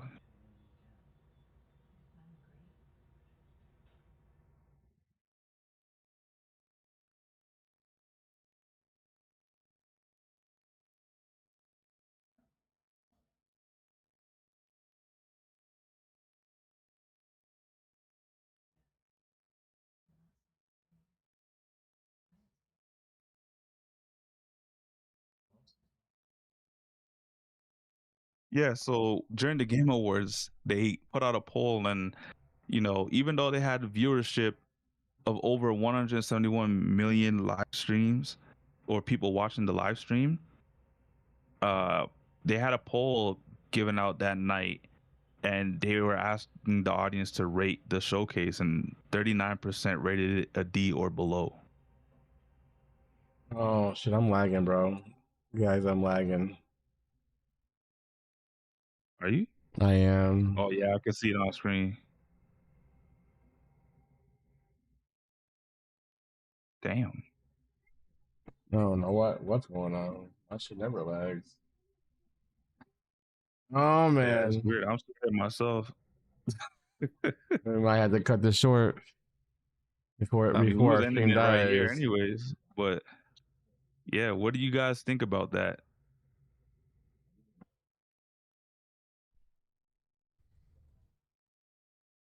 Oh no, stop. This is gonna lag.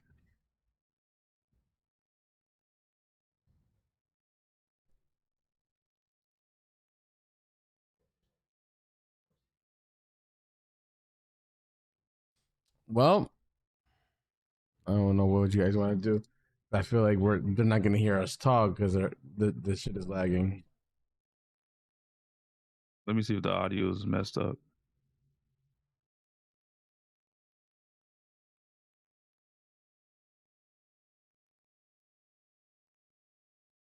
I don't know if I even hear anything.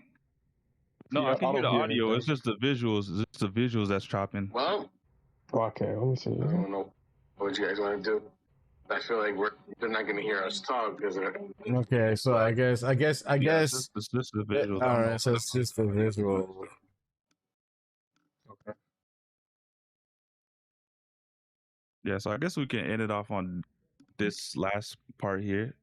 So I was saying, you know, even though there's 171 million people that viewed the live stream for the Game Awards, you know, they asked a poll to the audience about what they would rate the showcase between A, B, C, or D or below, and 39% of the audience voted D or below. Oh, for the Game Awards? Yeah. I thought it was a good. Honestly, I thought it was a good event. Like, I don't think they did bad at Showcase. And I think people just some people hate it because their game didn't win, type shit. But honestly, I thought it was a good show. But 39% rating it a D and below. I think people get upset with the feeling like certain games are paid to win type shit.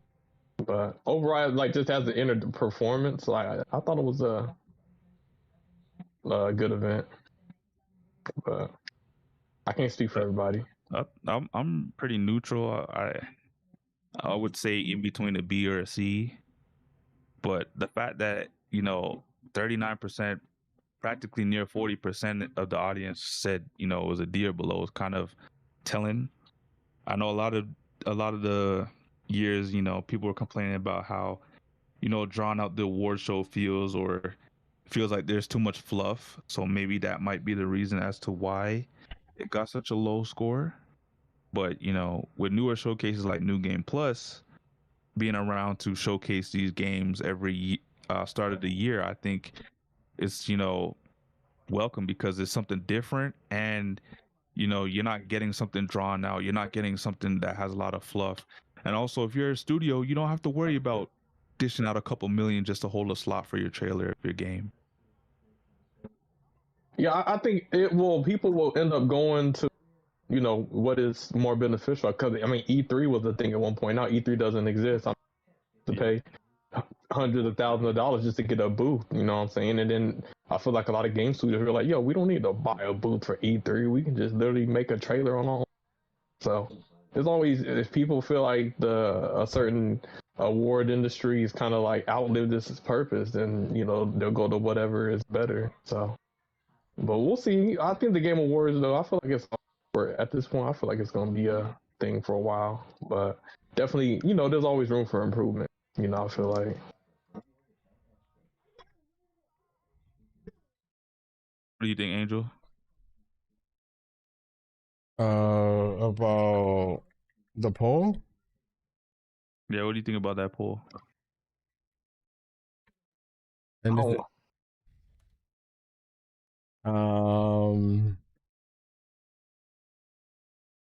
what's this poll for? The viewership, like, I guess the team at the Game Awards put out a poll while, you know, there was 171 million people watching the stream, and they asked, you know, what would you rate the award show, like A, B, C, or D or below? And 39% of the audience voted D and below. Or wait, what show? What award show? The Game Awards. Oh damn.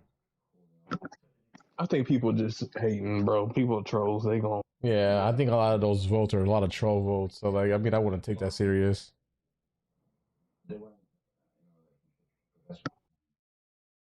Yeah, but like 171 million people watching, and damn near 40% of them voting that.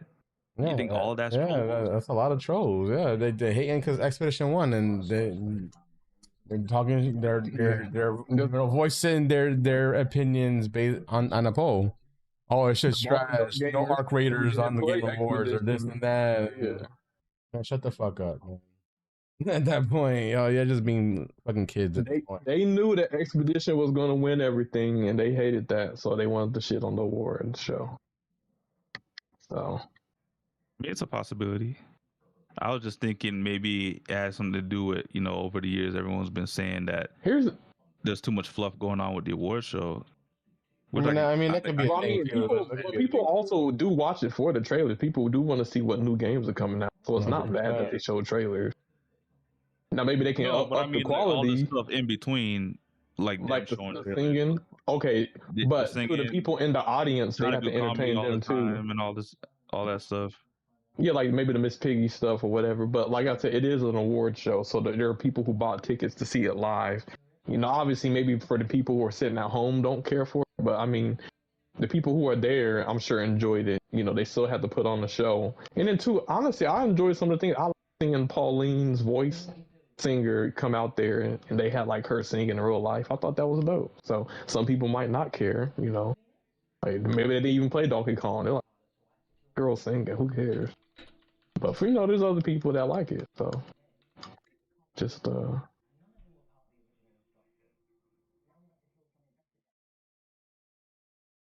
Well, I guess that's all the topics for tonight. So we'll be able to. What do we got to look forward to next week? What we got to look forward to next week? We got some. Well, who knows? It might be more stuff now, but we got some AI stuff we still got to talk about for next week, and the new game plus showcase. You know, Marathon might be making a comeback, and Arc Raiders is on fire. Also, the Xbox showcase is coming up soon, so we got some information about that and what could possibly be shown on that showcase as well. But in terms of what else might be talked about next week, who knows? Because, you know, entertainment, there's always some news for it. So it could be some more topics than just what was just said. So stay tuned for that, because, you know, always a great time with us every night. Well, not every night, but every Wednesday night that we're here with you guys and we're hanging out. We're going through the topics with y'all. But in terms of tonight's episode, enjoyed it. You know, yesterday we were supposed to do it, but we got kind of sidetracked talking about Vegas. That's all I'm gonna say. And definitely love hanging out with you guys when we do the podcast. It's always fun. It's always a blast. Enjoy each and every one of you guys that always tune in as well. You know, absent. We had Sonic on. Shout out to Sonic. Hopefully he gets his situation cleared up. You know, we had Wolf. We had Toxic. We had a couple people here in the chat tonight. Some new faces. I haven't even seen some of these people before. Appreciate you guys as well. We finally made 100 subscribers, so that's great. Maybe we do something for the community because of that. That'd be awesome. But yeah, I guess, you know, we can end things here. Caleb, let them know where they can find you. It's good. You know what I'm saying? It's good to catch up with the episodes and, you know, get back on track and, you know, have to speak it, so, you know, truth. You know, hopefully the drama in the racing community can cease, because it really is a fun game and I really enjoy it, and all the extra stuff is not needed. And, you know, stopping, you know, I don't want to be in a place where I feel like I don't want to play the game. But so hopefully things get better, but glad to be back 2026. You know what I'm saying? We doing big things, and, you know, on to the next one. But yeah, I think I did post you know, quote unquote more hostile version of the song, so I guess we can close out to that version. But yeah, Angel, you got anything? This is for the closing. Yeah. I mean, great podcast. You know, 2-week hiatus because of the holidays. It was great to, you know, shoot the shit with y'all and, you know, get up to date with everything. And, you know, always a pleasure. You know, even though we get lost in conversation, but always a pleasure. I feel like we need to start talking before we do the podcast. I feel like if we do that, we'll probably always be on time. I feel like we get sidetracked conversating before we go on a podcast. I'm like, we could just talk about this on a podcast, unless it's certain subjects, you know. Yeah. But definitely, you know, always enjoy coming here and talking and listening to everybody's point of views and whatnot. on everything. You know, I mean, we got a lot more things we could talk about tomorrow. Tomorrow, jeez, not next week. Next week, yeah. And you know, don't worry, it's 2026. It's gonna be chock full of news. CES 2026 is happening next week as well, I believe. That's like the biggest tech show of the year. It's always every January. So you might look at some new like tech when it comes to like computing and shit like that. So that'll be interesting. Maybe we'll get some gaming news in there. It's usually not really gaming, it's more electronics, but you never know.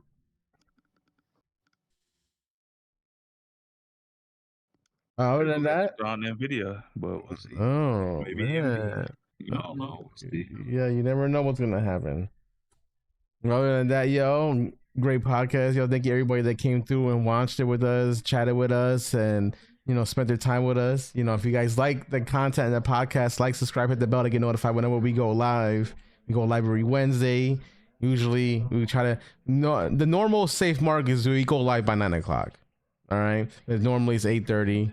So if you don't see us live at 8:30, we're most likely going live at 9. Could be technical difficulties. Could be something, you know, that's causing us to not be able to go live right at 9 o'clock. But other than that, you know, appreciate all you guys. 100 subscribers today. We just reached, so you know, 900 more to go, so we can get monetized.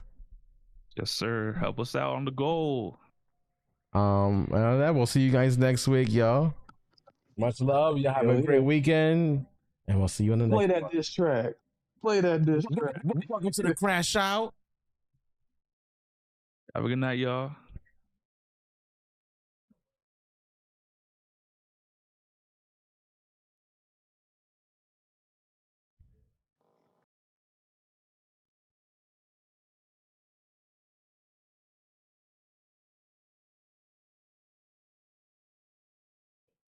The Wheel Riders, the Wheel Riders, the Wheel Riders, the Wheel Riders, the Wheel Riders, the Wheel Riders, the Wheel Riders, the Wheel Riders are going down.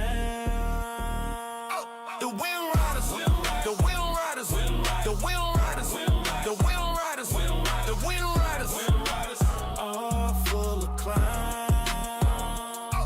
Yeah, the Wind Riders are a fucking joke. In every tournament, man, they fucking choke. Hating on niggas cause they fucking broke. They never had muscle, man. Stay off that coke. And just know I'm with all the smoke. I'm shooting at Wind Riders until they fucking croak. They was laughing, they thought it was a joke, until a stream sniper came and cut they throat. The Wind Riders, the Wind Riders, the Wind Riders, the Wind Riders, the Wind Riders are going down.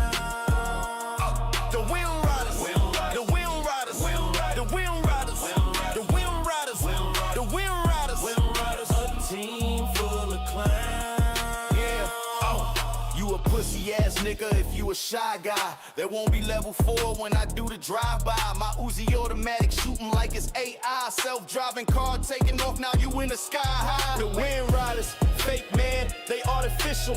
Everything about them scrubs is superficial. The Sonic Racing Lounge will never be official. They can keep making memes until we get judicial. The Wind Riders, the Wind Riders, the Wind Riders, the Wind Riders, the Wind Riders are going down.